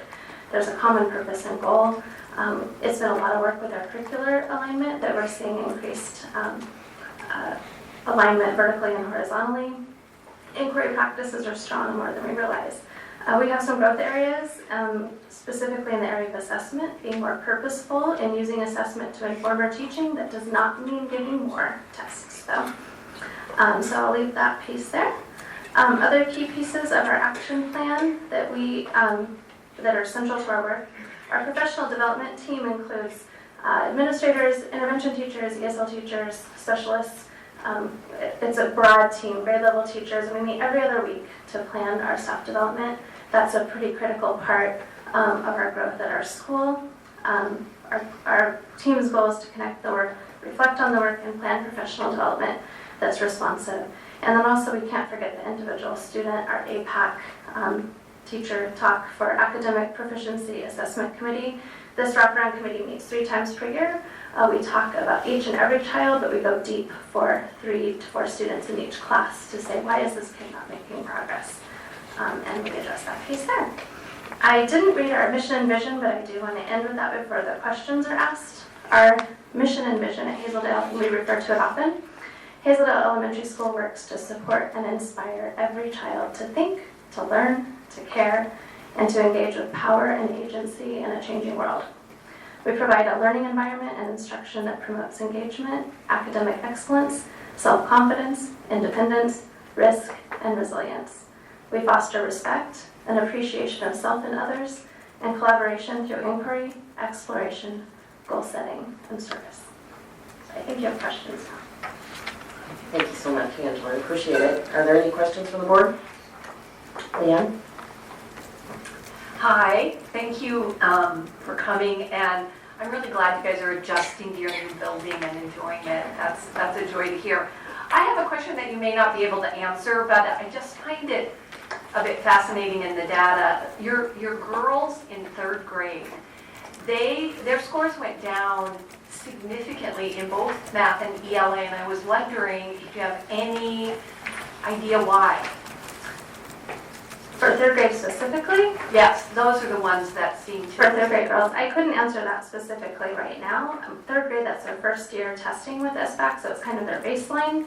So it's the first time they've done a standardized, or completed a standardized assessment like that. So I think it'll be interesting to look at that compared to 4th grade for how they do as 4th graders this year. So that'll be good for us to take note of. Yeah, the boys all went up, and the girls... Yeah, the boys only went up 2 or 3%, but the girls tanked like 15 and 40%. So anyway, I'm just wondering if the girls were having a bad day. Well, it'd be a different group of kids though, right? So you're comparing from the prior 3rd graders? Right. So it'd be a different group of kids too. Yeah. Just curious. Any other questions? Tom? A question about social emotional learning. How many room clears have occurred each year for the past 3 years at Hazeldale?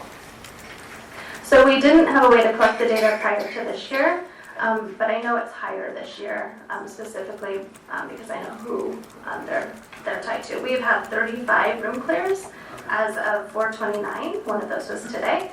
And they're largely due to 5 or 6 students. Most are in the SEP referral process or have experienced extreme trauma recently in their life. And that is not Hazeldale's typical. This year in particular has been incredibly challenging. Donna Tyner was at our last board meeting where she heard parents very respectfully express concern about the disruption to their class environment also. Okay. And I think you kind of answered this question with your answer to the last question, but I just want to check in. In terms of the severity and the student behavior issues, with the student success coach, do you think you're on trajectory to see things go lower, or do you believe you need more support at your school in order to kind of bend that curve? There's a lot of layers to that question. I think when the who really matters, I think, for who we're talking about. We have actually seen tremendous improvement in who is not going forward in the SEP process. So kids that shouldn't be sent out of class, they need more skills. We believe kids do well if they can. We're seeing teachers support each other, support kids in really creative ways, and they're not being excluded from class. You know, you've got zones of regulation being taught in all the classes. You've got ideas and strategies that are more about different rather than punitive. So if we didn't have the support of the student success coach, I would probably be crying right now because we see so much improvement for what's happening for the other 500 kids. The severity is definitely a change. I think many principals and teachers are seeing an increase of trauma, impact of trauma. So that it doesn't. What it's revealing to us is, yes, we need more support. I don't think special ed is what we want for all kids. I don't know what the what is. I would say something that would help me this year and help our staff this year is for kids that we don't want to move forward to the special education route. We also don't want to suspend them and kick them out of school. We need more support to help in that in-between time. What that looks like, I think there's some smarter people in this room than myself that could answer that. Could we have used some more help this year in the form of people that, adults that can help us intervene? Absolutely, and we're probably not alone in that regard. Thank you. Eric? So have you, I looked at your attendance data, it's kind of dropping down, like more people are missing 10 or more days. Do you feel now that you have your beautiful learning space and it's kind of in the neighborhood again, do you feel that there's going to be a turnaround on that, where you're going to have people attending or not missing as much? So when we pull our data for APAC, this is answering your question, we look at more than just attendance. We always say attendance is an indicator of probably something else that lies beneath that, and that's been true for our kids. If you look at who the kids are that have the chronic attendance, there's a different story for each of them. So I would say the answer to that is to know each and every child and their family and figure out what is their hurdle, whether it's some of them it's texting or calling every day, some of them it's a matter of food, some of them it's they need to go to wash their clothes in the morning when they're at school. It's been different for each of our chronic absentee kids, though that it is different for each of those chronically absent kids. I would say attendance is a strong indicator that you need to look deeper at what else is there. The next report, Akimura, I think she picked up the bottom students who had that, and she went one by one on that. It's so the one next by one. report, yeah, so it's kind of interesting that data. So. Yeah. Just to your point, Angela, attendance and social emotional. So we just had a report come out, and over half of the kids either being abused or neglected in Oregon are between the ages of 0 to 5, and that results to 5,000 students in Oregon. And I think if you talk to elementary principals, although we have them throughout the grades, we're seeing probably more of them as they enter kindergarten and in the primary years. So. Any other questions? Well, thank you so much for putting together this report and for attending tonight. We appreciate it and all your hard work. Thank you. Thank you for your time.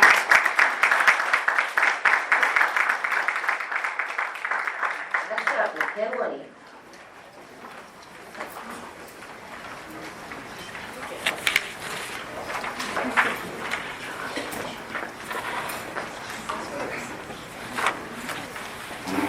Good evening, my name is Aki Mori. I'm the principal of McKinley Elementary.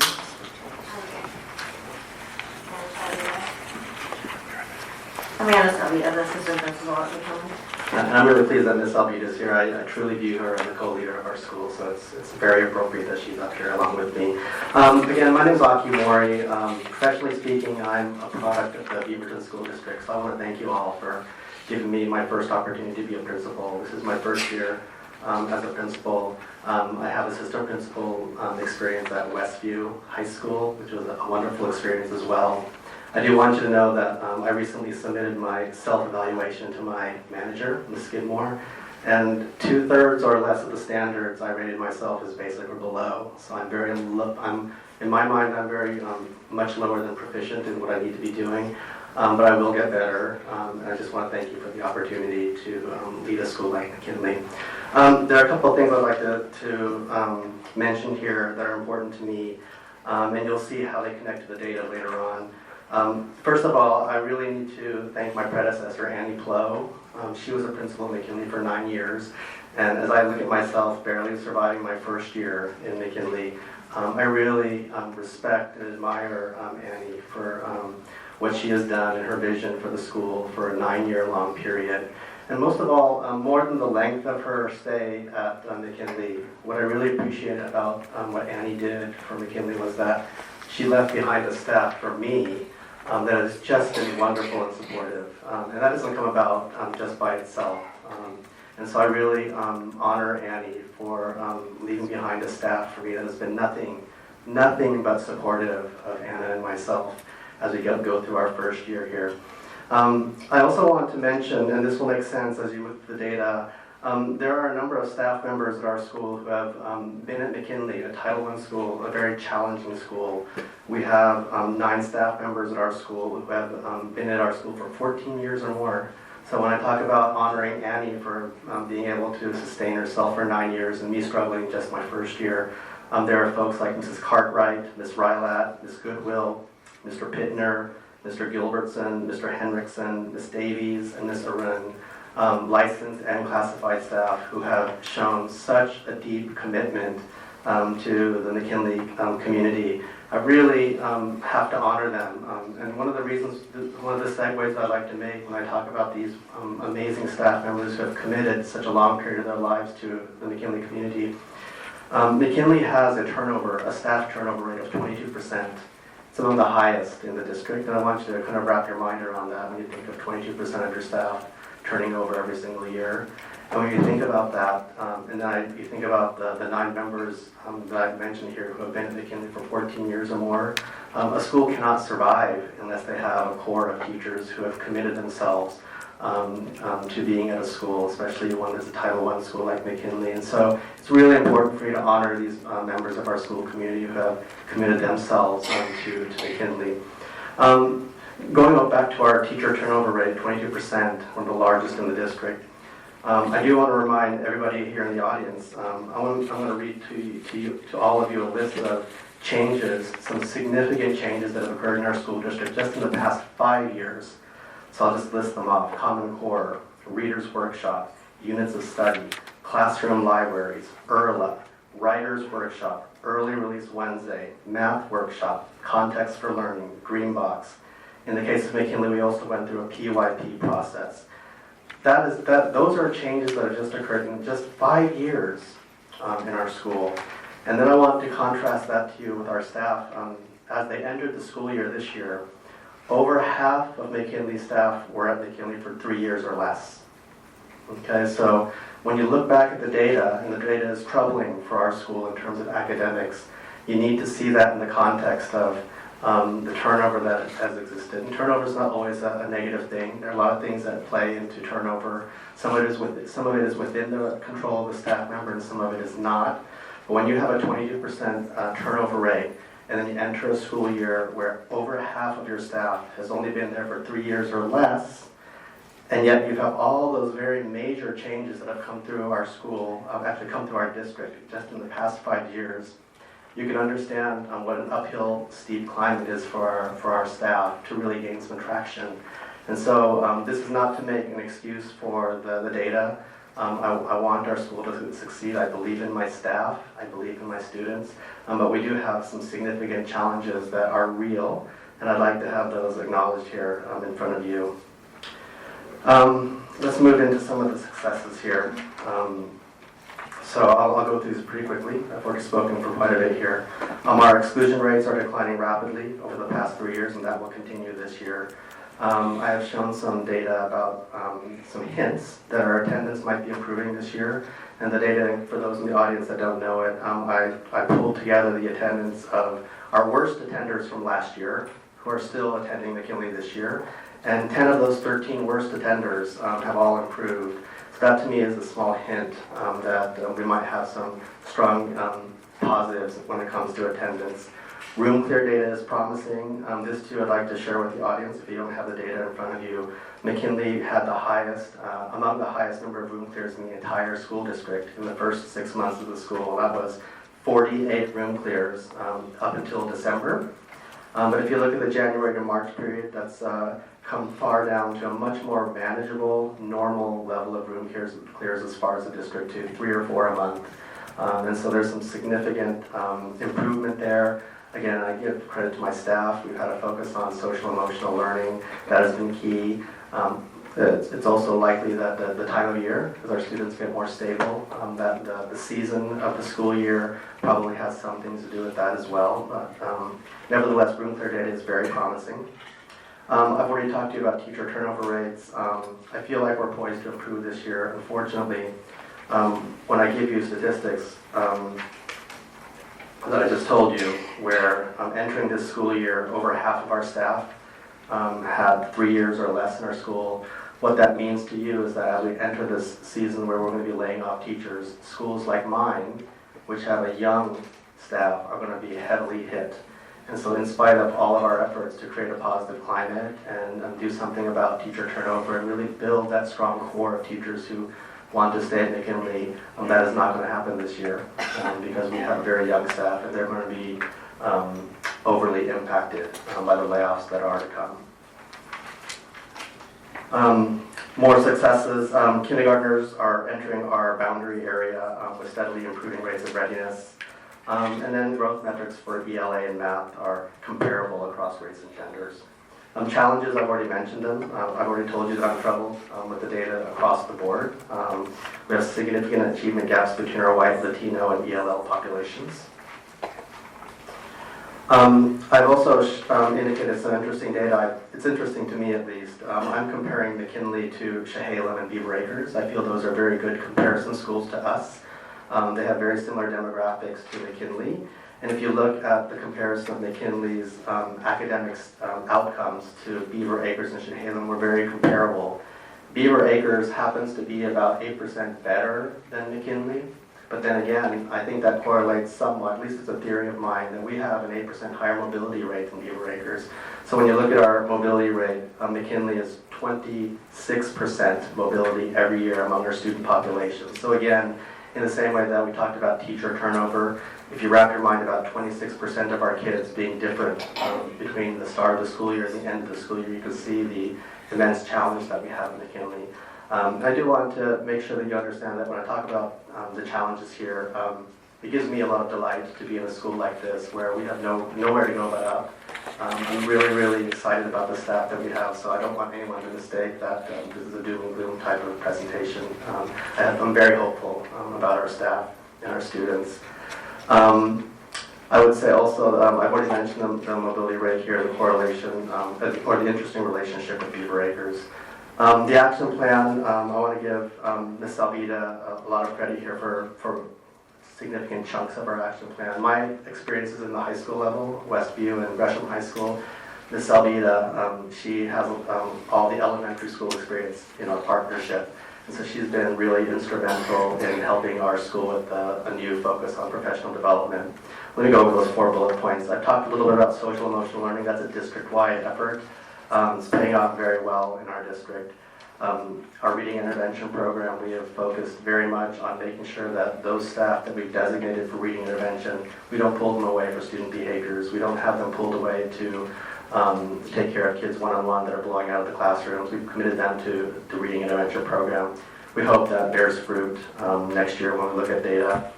I would say our PD plan for next year, one of the staff members that I trust very well has talked to me very insightfully about a lack of a common language in our staff, and that comes from the turnover that I just mentioned to you. It comes from how young our staff is. I think it's imperative for Anna and myself to make sure that when we consider that we have such a new staff, and that new staff maybe hasn't been through all those different things I've listed to you about the changes that have occurred in the 5 years. We don't have a consistent knowledge of all those major changes because they're very young in our school. It's important for Anna and I to make sure that we don't forget and that we refocus our learning for them.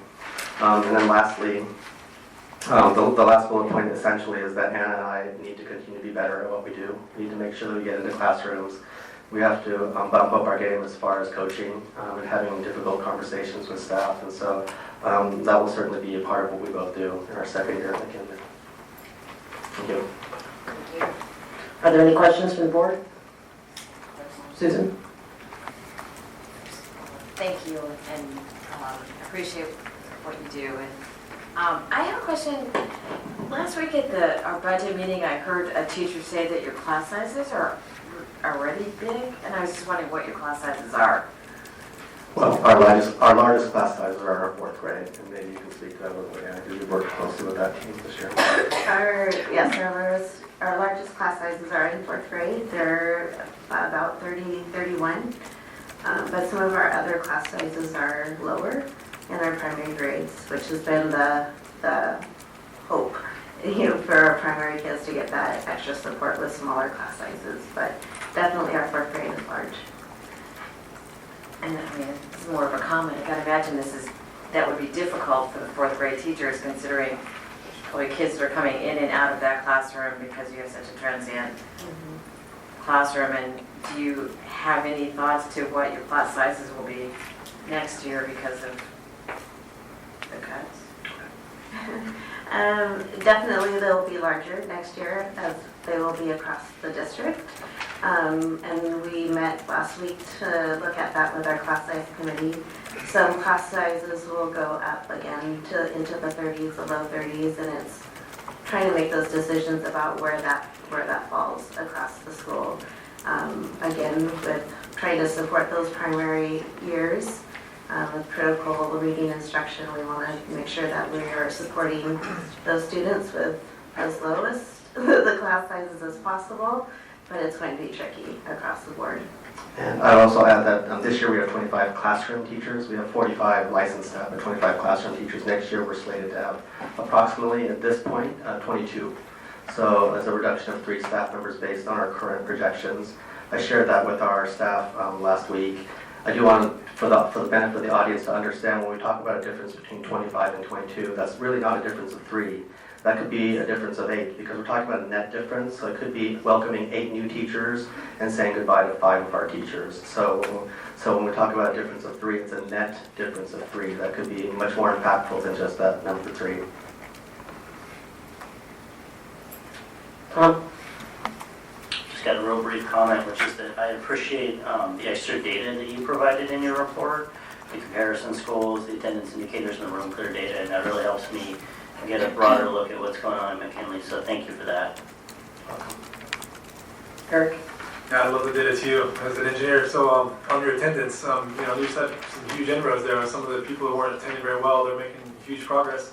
Is that this luck, or is there some strategy on that? I wish I knew, because I'd like to be able to recreate that every year. I just have to say, I don't know if this is it or not, because it's really not a scientific response to your question, but we love our kids. We just love our kids. Like, even the ones that cause us the most problems, the room clear, the kids that cause all those room clears, you would be amazed and just so proud of McKinley staff. They just love kids. I'm out there every morning. I'm greeting all kids with a smile in the traffic circle of McKinley as well. I'm trying to make sure that it's welcoming for kids and parents. All I can say is that we love our kids. Leanne? Well, I have a soft spot in my heart for McKinley. All 5 of my children went there. And I will tell you that even back, my youngest is 22, so he was with some of those teachers that you named that have been there for over 14 years. And Angela Tran, who was up before you, was one of our principals as well. And I know mobility has always been an issue at the school. And while my son was there, there was a first grade class. I've got a question at the end of this. There was a first grade class that at the beginning of the year, compared to the end of the year, not one of those students in that class was the same. So they did a complete turn of children. So what are some of your strategies about trying to overcome the academic achievement challenges that we have with students with mobility? How are you trying to tackle that? I think both of us will maybe have a little bit of a take on that. I remember when I interviewed for the McKinley position, I had all these grand ideas to tackle mobility, and none of them came to fruition because once I started the job, I realized how hard it was, and there wasn't any room for me to even take a breath to try any new ideas like that. This first year, I've done nothing but a collaborative leadership style. I've really leaned on my teachers. They've fed me the ideas. I've stood up in front of staff meetings and straight out told them, thank you for propping me up as a leader, because they have really taken the lead in terms of what they feel is best for our school, and Ann and I have really done a really good job of collaborating with them. But going back to your question about how to deal with mobility, one, all I can say right now is that the mobility piece has to be embraced. I know, we're in a kind of an upper corner of the boundary. We're bounded by the highway up to the north. There's no room for our boundary to change. And so we ought to stop dreaming that, the boundaries will ever change for McKinley. It's part of the DNA of our school, and it's really something that I embrace. I've not complained about mobility a single time with my staff. It's part of who we are. Like I said, I hope next year that I can try some of the grand ideas that I had when I interviewed for the position. But at this time, all we can do is make sure that we're providing a very regulated school environment where kids feel, whether they're coming in September, whether they're coming in February, that they feel like this is a place that they can come in and fit in as a student and feel safe and secure. Yeah? I would agree that when there's a regulated environment and when the routines and structures are in place, kids can come in and just get settled in and just fall right into the routines and the learning. Also, I think when we have solid instruction and practices in place, then it's easier for teachers to jump in and meet kids where they're at and move them forward.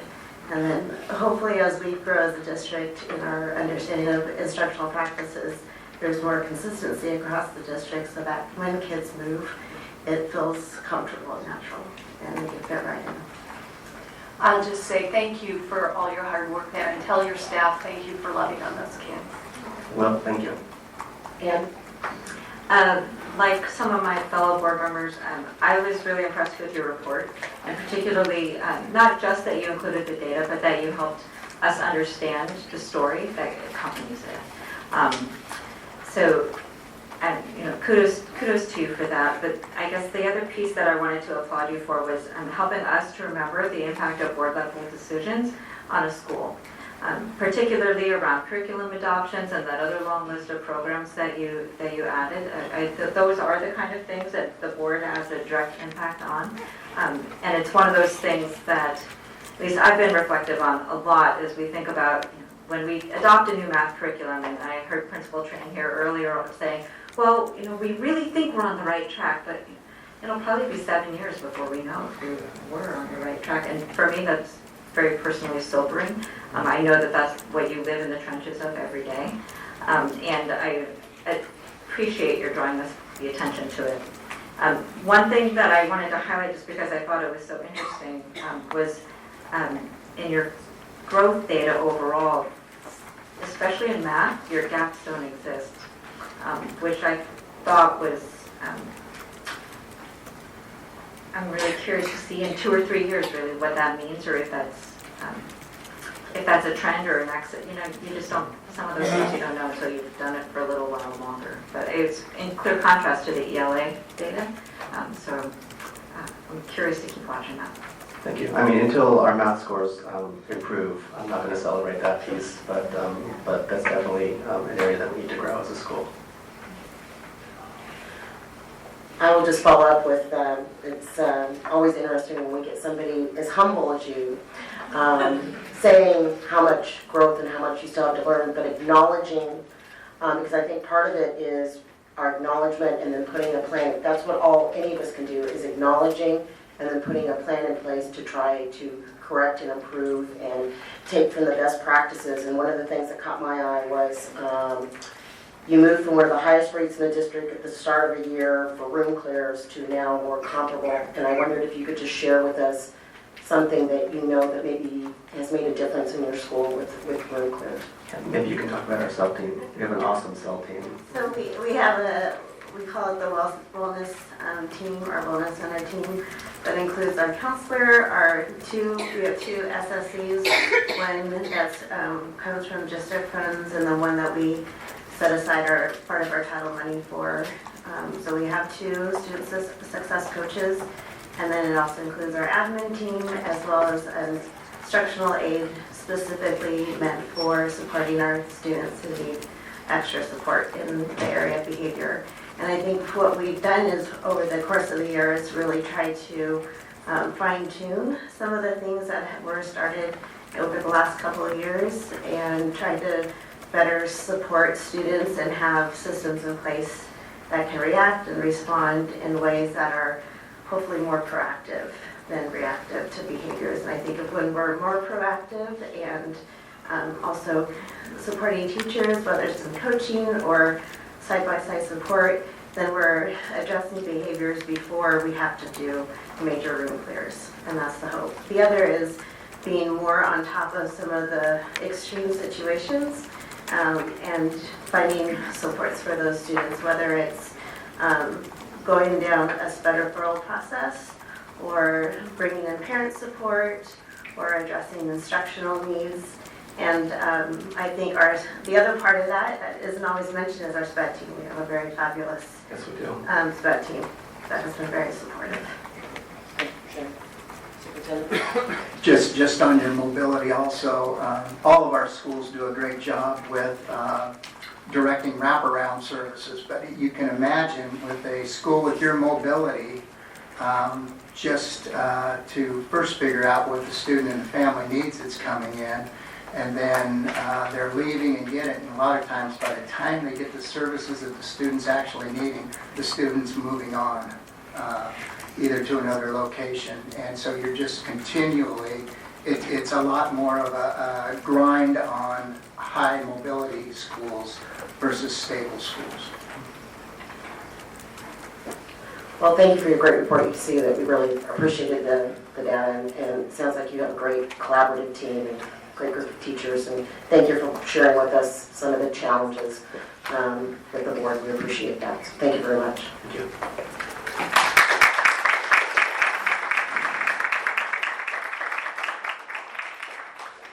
Next report. Good evening. So you received the financial packet for March. These financial projections reflect changes to both revenues and expenditures. We received our projected final payment due in May for the 2017-18 school year, which is coming in about where we expected, but it brings our state school fund up to about $260.3 million from the $260.1 that we projected last month. Our interest revenue is coming in higher than expected by approximately $1 million, which is the first time we've been able to say that ever since I've been here. Salary expenditures are showing the results of the hiring freeze and substitute usage reduction, which has reduced salaries expense by another $1 million. We're showing an increase to the benefit cost for the PERS UAL, which we discussed earlier. And we have seen some changes to other expenditure items both up and down, but feel at this time we will see an ending fund balance of at least $17.5 million. I'm waiting to see the next month what, excuse me, as the rest of the sub usage flows through and the hiring freeze, because we have seen the impacts of the hiring freeze and the sub usage, but they don't happen all at once. So although we've booked, we've pulled in all the positions for the hiring freeze at about $850,000.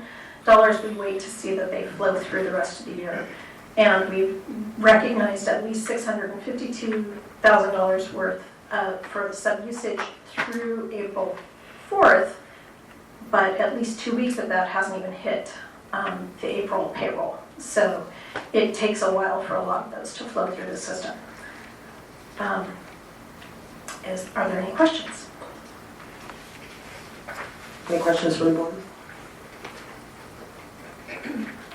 There you go. Thank you. Thank you. So we are going to take a 10-minute break. If for nothing else, I want to find out what the Blazer score is. And we'll come back at 8:45 to finish up. Discussion items on the adoption of the PE curriculum phase 1. Jerry? Thank you. Good evening, Board Chair Timchak, Board, and Superintendent Grotting. It's great to be here. I'm pleased to be here with tonight with Cheryl Wardell, a fantastic PE teacher, gem in our district. She is serving at 54 schools and supporting physical education and working right now as a TOSA. We're here tonight to present phase 1 of the PE project team report for you tonight. And this report that you've received comes as a result of the charge that you gave us last year to form this project team. You'll notice in this report there are 3 components of this report. They include the PE position paper, the best practices, and the K-12 learning targets. These foundational components will help us as we move into the rest of the PE adoption in the fall. They're a foundational component as we look at materials, curriculum, and professional development moving forward. Yeah, and so I'd just like to add that the process, we started a year ago January, so we went January to January until we put the pause on that project team. And we're really excited because we're seeing a lot of K-12 alignment. It's been years since we've got to have a group together, K-12. And we're excited to be able to train our teachers again. We know that during this time when things are stressful and our kids' anxiety are up, that there's no other time that it's been as important to have a strong physical education program, because social emotional learning, we just got back from nationals in Tampa, and that is what we do with kids each day, the team building and the social emotional learning, and the research around depression and anxiety and kids moving is very strong, how important it is. So we're really excited to move forward in the fall. So again, we'll have a phase 2 report hopefully in the early winter as we move through that process, but we submit this report for your consideration tonight and are happy to host any questions you have. Questions from the board? Ann? I'm so sorry, but we had just a couple of basic ones as we're kibitzing over here. We'll just put it on the record that we're curious, is there a board member sitting on this committee right now? Donna, Yeah. Yep. Well, we could, let's see it, now I just see it.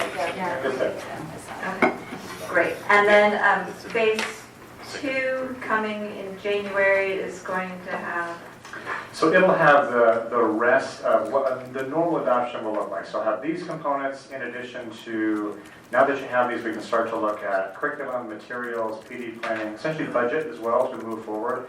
It's probably why it's a relatively short discussion item tonight. That's not there, but the components to have us look at that and start to make sense of what's the best thing for our students moving forward will come in phase 2. Leanne?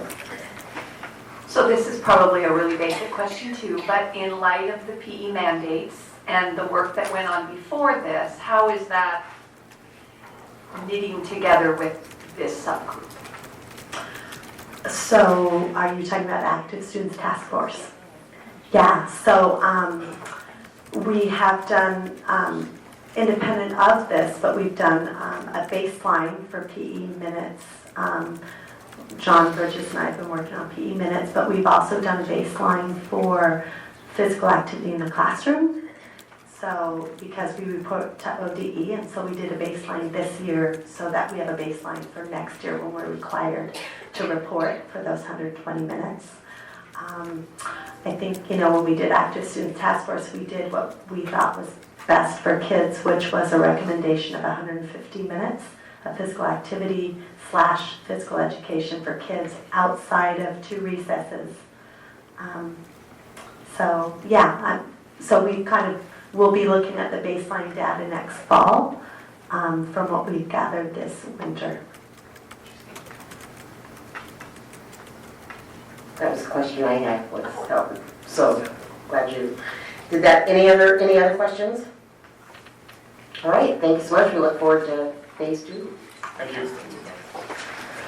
Okay, next up is the adoption of the science curriculum, phase 1.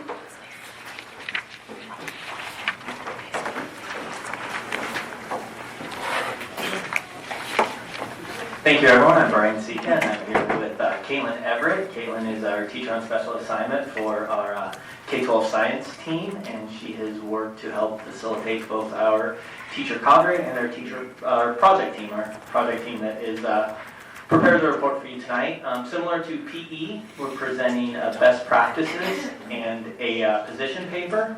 I want to be clear that the best practices in the position paper are K-12 documents. They serve to outline and will drive the work of science curriculum instruction and assessment throughout this adoption, including implementation. In addition, what science is bringing to you is an adoption of instructional materials, including learning targets, materials, resources, and a PD plan for 9-12.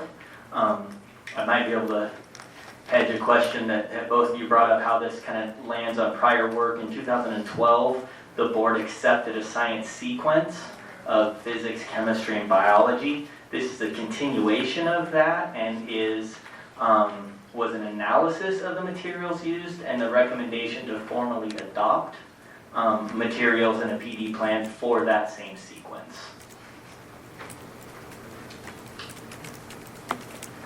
Questions? So I'm looking at your project team, and I am not seeing a school board member on that one.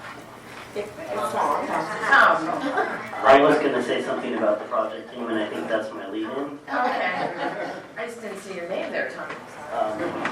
So I have the privilege of being on the project team, and I just want to start by saying how much I really appreciate the thoughtful work that the team has done. I know that folks put hours and hours of work into this.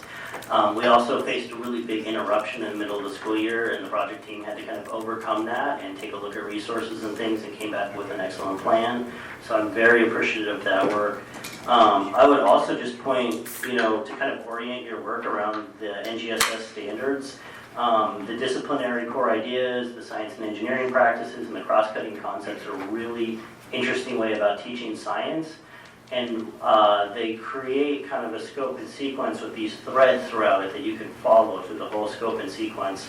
And that's something that I really appreciate as somebody who is a student, you get kind of biology would end, okay. Next thing, now we're going to get into chemistry, that's over, we kind of wash our hands of that. And this really creates that nice line of connection. It also really focuses on hands-on learning, which I think is so great for our students. And those kind of deductive and critical thinking skills that have to do with taking a group of phenomena and making sense out of them yourself. So rather than being taught a law or a set of rules, you're going to actually investigate something and find your way through inquiry to that. And I know that making sure that the curriculum actually matches these standards, right? Not just, we're picking up a set of standards off the shelf and they're aligned because the curriculum company says so, but making sure that what we're adopting for our students is deeply connected in that work has been the focus of the team. And there's too many people to thank individually, but I just thank the entire team and the cadre for their work. Thanks, Tom. Pam? I appreciate that we've chosen some materials, we're going to stick with them. I think that is the right thing for our students. One thing that I have been curious about for actually quite some time, because I've had high school students myself and my family as we've gone through this transition to a physics first, is I think we started this thinking that all chemistry was going to be STEM chemistry and all physics was going to be STEM physics, and then somewhere along the line that, I'm just wondering if you can give any background about like what's different? Why do we have two different chemistry books? How are we helping students? And if you want to get back to me, like you won't offend me, it's just, I always have wanted to understand that. I think Caitlin can answer your question in a pretty brief amount of time. Yeah. So prior to us adopting the sequence in 2012, we actually had more than 100 ways to go through and get 3 science credits in our district. And so this was a really big shift for our schools to make, to go physics first and chemistry and biology. At that time, to get consensus around changing to the sequence, schools wanted some leeway in how those courses were offered. And particularly Beaverton and Sunset are the only schools that track physics, or separate STEM physics and Physics 1. And at that time, all of our comprehensive schools had Chemistry 1 and STEM chemistry. None of our option schools did because they didn't have the staffing to separate, and really that has actually been going very well in the option schools to have a heterogeneous chemistry class. So when Mountainside opened, they decided to have a heterogeneous class for chemistry as well. That's been going very well. They have more IB biology students in their junior year than any other school by proportion to size. So I think something really promising is going on with that trend. This year, Southridge chose to do heterogeneous chemistry as well, in addition to Mountainside.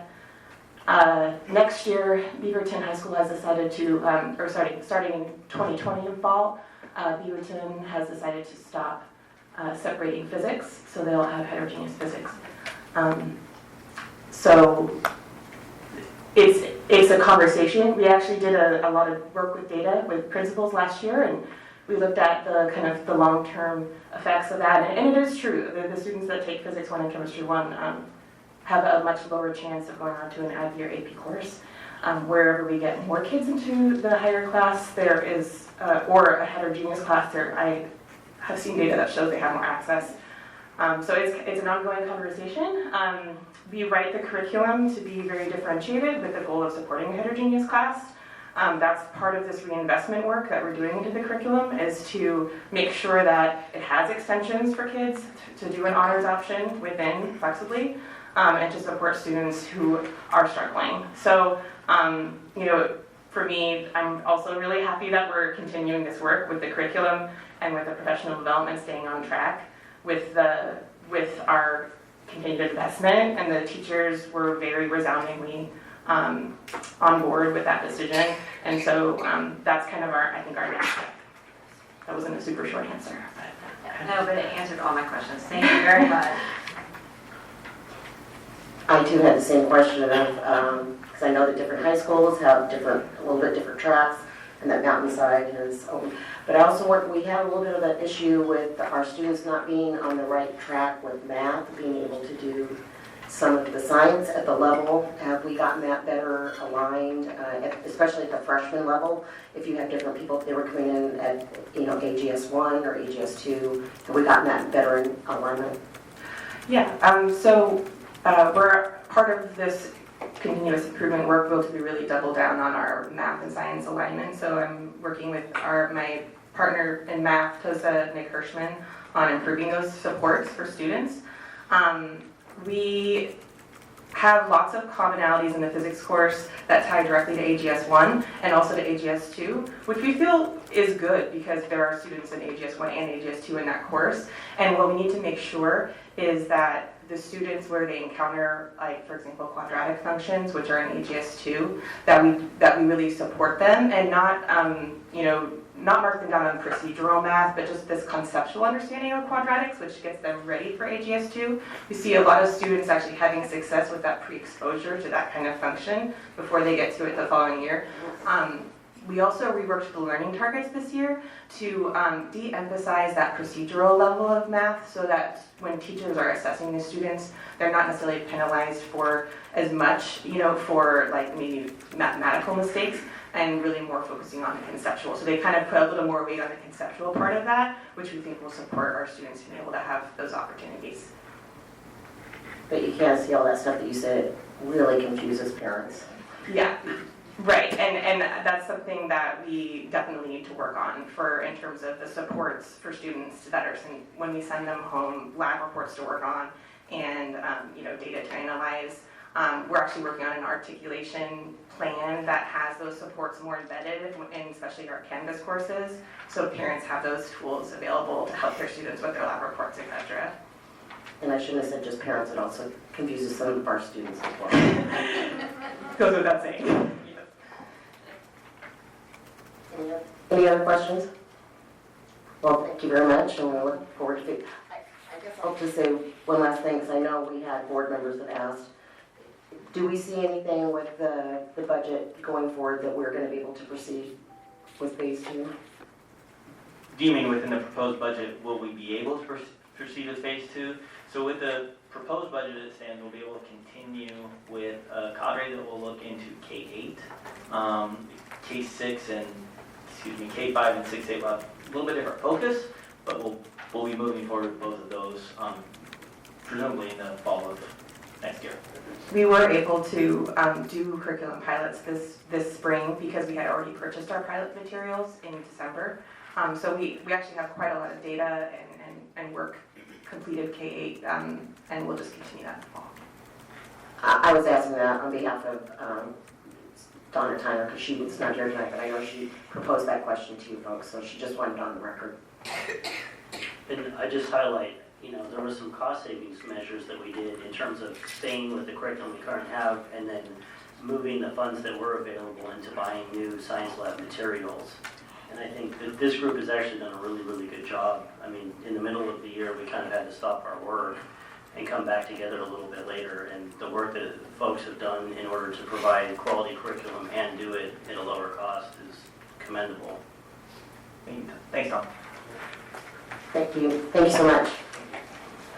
Okay, next up is Elmonica Elementary School Boundary Adjustment.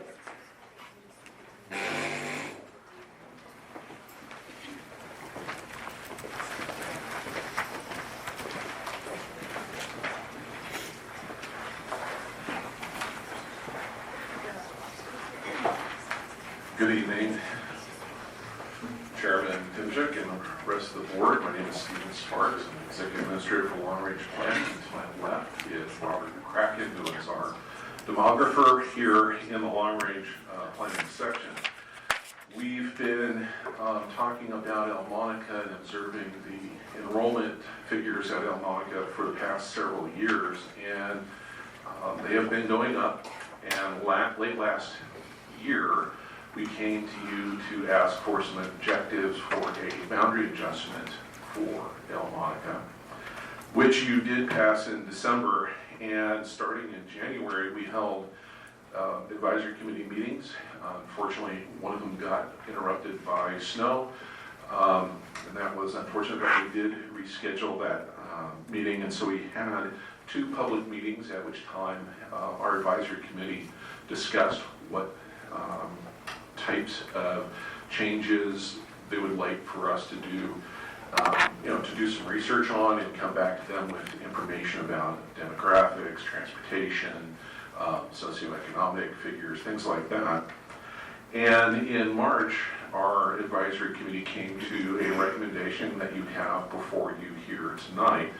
The recommendation was presented to Superintendent Grotting, who has decided to accept that recommendation without modification. So we're here tonight to talk about that and to ask if you feel that if the board objectives have been met, if you have any other additional questions, and we're happy to answer any questions that you might have. Any questions from board members? Glenn? I just have a comment. I was able to attend both of the meetings, and I was really pleased. The district did a great job in presenting the information and allowing public testimony. We had a few stand up and be bold enough to testify and ask questions, and I thought it went really well, and in my mind, we meet those objectives that were set. Any other questions or comments? Superintendent? No, just the part that I think Steve and his folks did was we didn't come with preconceived maps. He really had the people come to their own conclusion, and then we were really just in a facilitating. They were asking for a lot of information, and I believe that it is going to decrease the enrollment at Elmonica. Yes, he's simply back there, and so that is a terribly overcrowded school. And can you remind me, Steve, we're also am I correct in saying that some of the modulars won't be used now? Yes. A couple of them. So the 3 portables, the 3 single classroom portables at the front of the school are going to be removed. They're going to be listed as surplus for sale here shortly, and we'll decommission those after the school year ends, and we will move them as soon as we can sell them. Well, I appreciate you taking our suggestions and opening up and going back and following our policy JC, and appreciate all the work, and we'll look forward for this to come up for a vote next month. Thank you. First reading of board policies. Looks like your sidekick maybe will. Mr. Williams.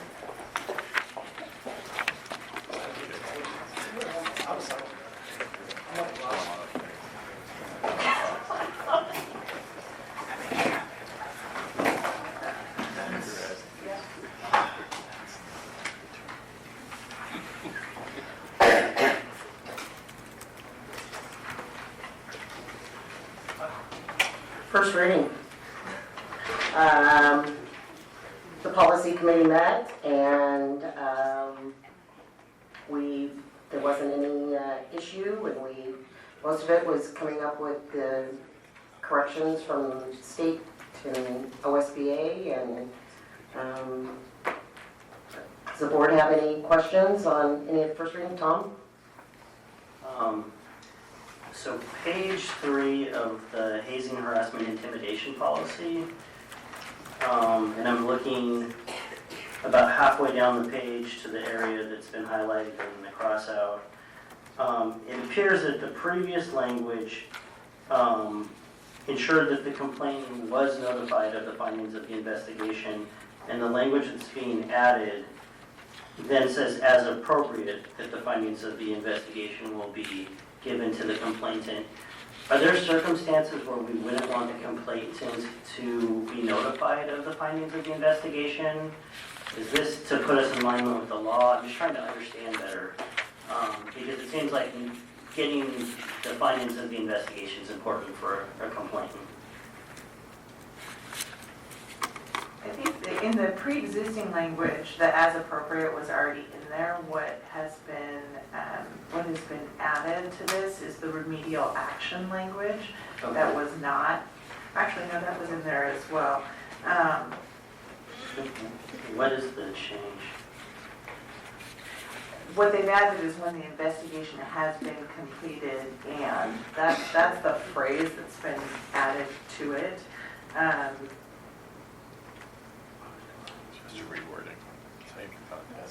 So I guess I'm used to legislative format where anything that's like highlighted or underlined is new. So what you're telling me is what's been highlighted isn't new. That's old language. It's a redrafting by OSBA. Okay. That suggested language in there. And from when I'm comparing the two sentences, what I see the addition is when the investigation has been completed, and that completion portion is what OSBA is suggesting that we add. Okay.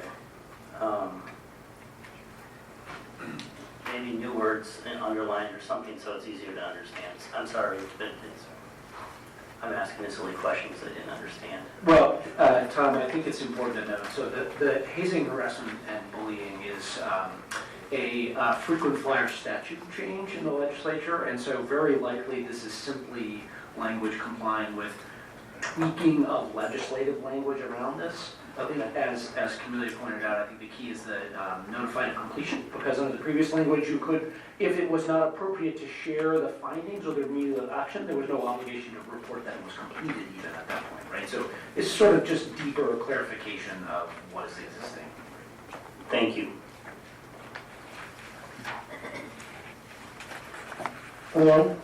I have a really minor thing.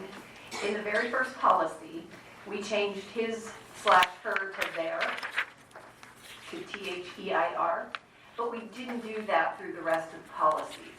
So there's a couple of his and hers that if we're going to do it in one, I'm kind of thinking maybe we should do it through the others. And then there's a he and she that maybe it becomes they. I don't know. Are we taking the pronouns out on purpose?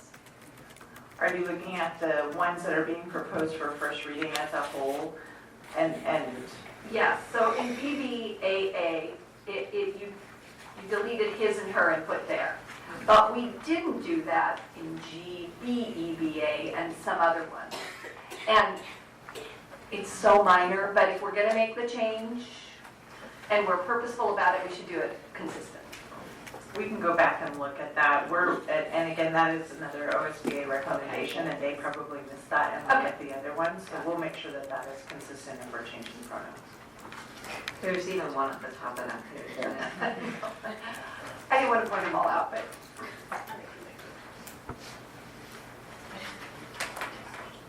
Tom?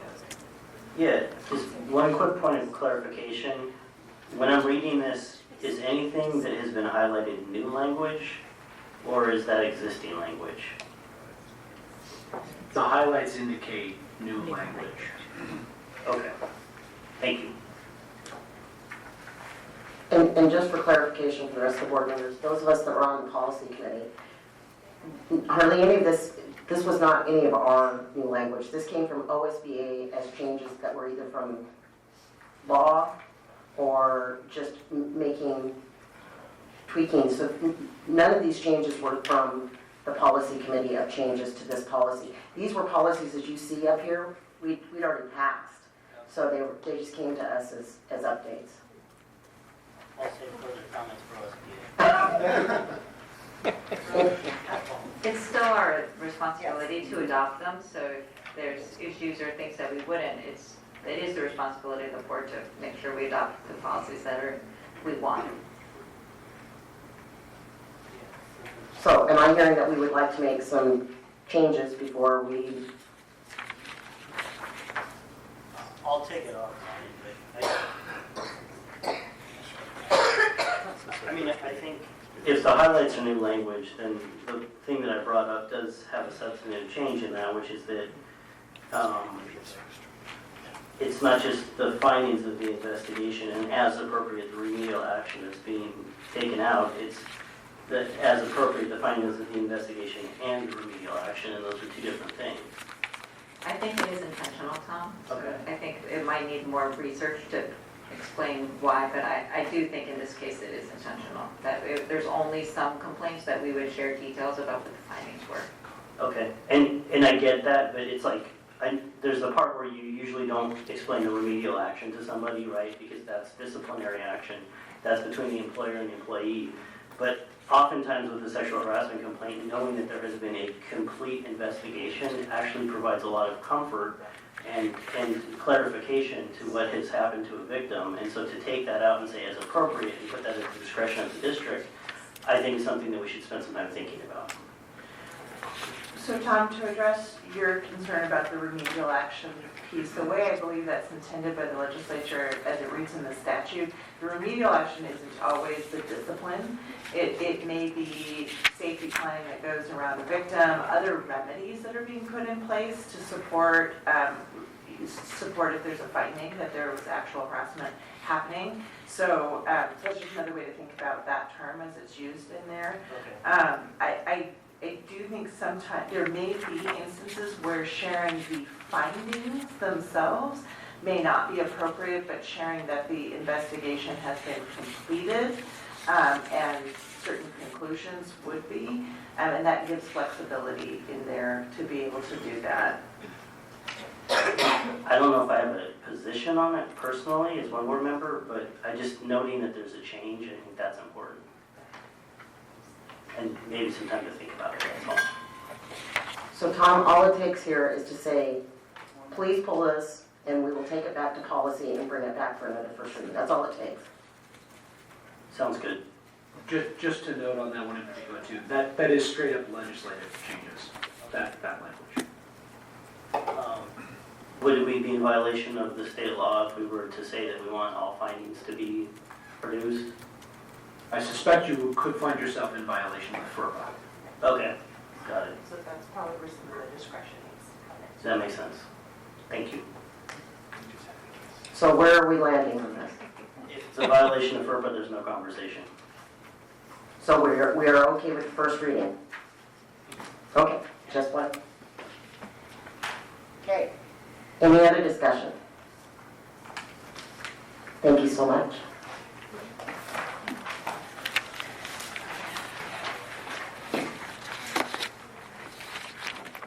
Moving on to action items. First item is the supplemental budget approval. We held a public testimony at 6:15.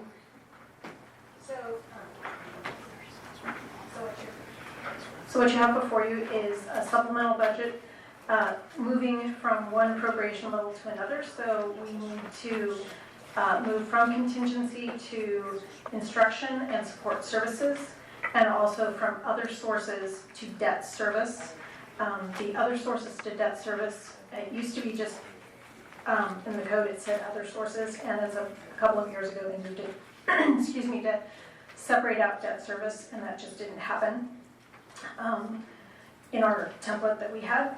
And then the pieces for instruction and support is to cover for any shortfall that we might have through the end of the year, to have appropriate authority to do that.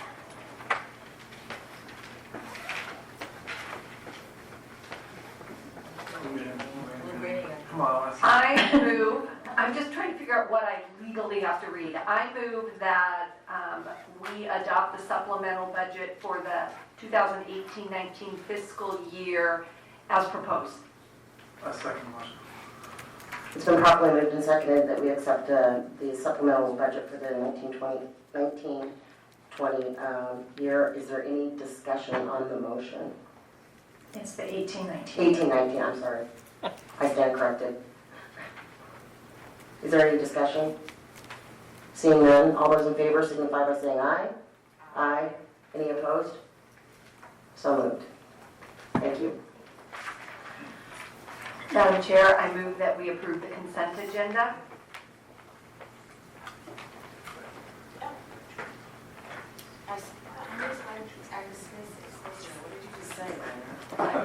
I second it. All right, it's been properly moved and seconded that we accept the consent agenda. All those, any discussion? All those in favor signify by saying aye. Aye. Any opposed? So moved. Board communication. Board members, any communication? And? I am going to be meeting with a group on May 8th, and I hope to see you there in your red shirts. Oh, yeah, maybe. It is close to my office. I can't wait to be down there and see the sea of educators.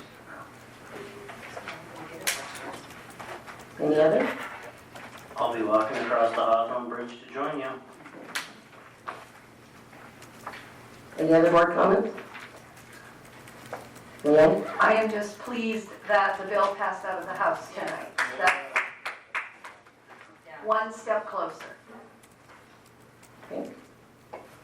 Chris? Here's something? No? Okay, well, I will share some of the great things I've gotten to see across our district this last month. Participated in a day-long veterans program at Southridge where they're getting, they still had a lot of Korean veterans, and it was just great to see the students interact and get the different histories, living histories, and it's a great way to learn social studies and history. I got to be a smart reader at Beaver Acres and read with a little kindergartner that put me to shame. I could not believe what a good reader. And then I got to see a first grade class do imagination yoga and be very self-directed at Beaver Acres. And I was so impressed with that first grade teacher and the enthusiasm and how well organized their class was. I participated in some health classes at Aloha High School talking about the importance of high school suicide prevention. And it was a great discussion, and they do it by storytelling, students themselves sharing stories about how they've overcome and helping other students get resources and help, and it's very important to our district. I got to serve as an ACT proctor for the morning at Mountainside, and what I found most interesting and was the hardest thing, they weren't worried about their testing or anything else. They were worried about being without their phone for 3 hours, and it took every power I had to make sure that they did not go to their phones. The superintendent and I and Dr. Mead got to attend Beaverton Success Fund dinner. And I'll tell you what, we have a lot of enthusiastic Beaverton High School grads that live in our district. And it was great to see so many people and the great money that they raised and how committed they are to the Beaverton High School. Last week, I got to spend my birthday at the Beaverton High School fundraiser with Shoshana Bean, and we had students from throughout the district that performed with Shoshana Bean. And if you're not familiar, she's a Beaverton grad. 1994, she's been on Broadway. She's currently a waitress on Broadway right now. She's going back to Wicked. She was phenomenal. She was a great storyteller. Her enthusiasm for the fine arts. But I was brought to tears when I saw all of these students play musical instruments, dance, and sing, and all get up on the stage at the end, and their enthusiasm for what they're doing of showing their love of the arts. It was a great way to spend a birthday. So with that, we will be meeting again on May 20th here at the central office for our next general board meeting. And Superintendent Rodney, do you have anything, closing remarks?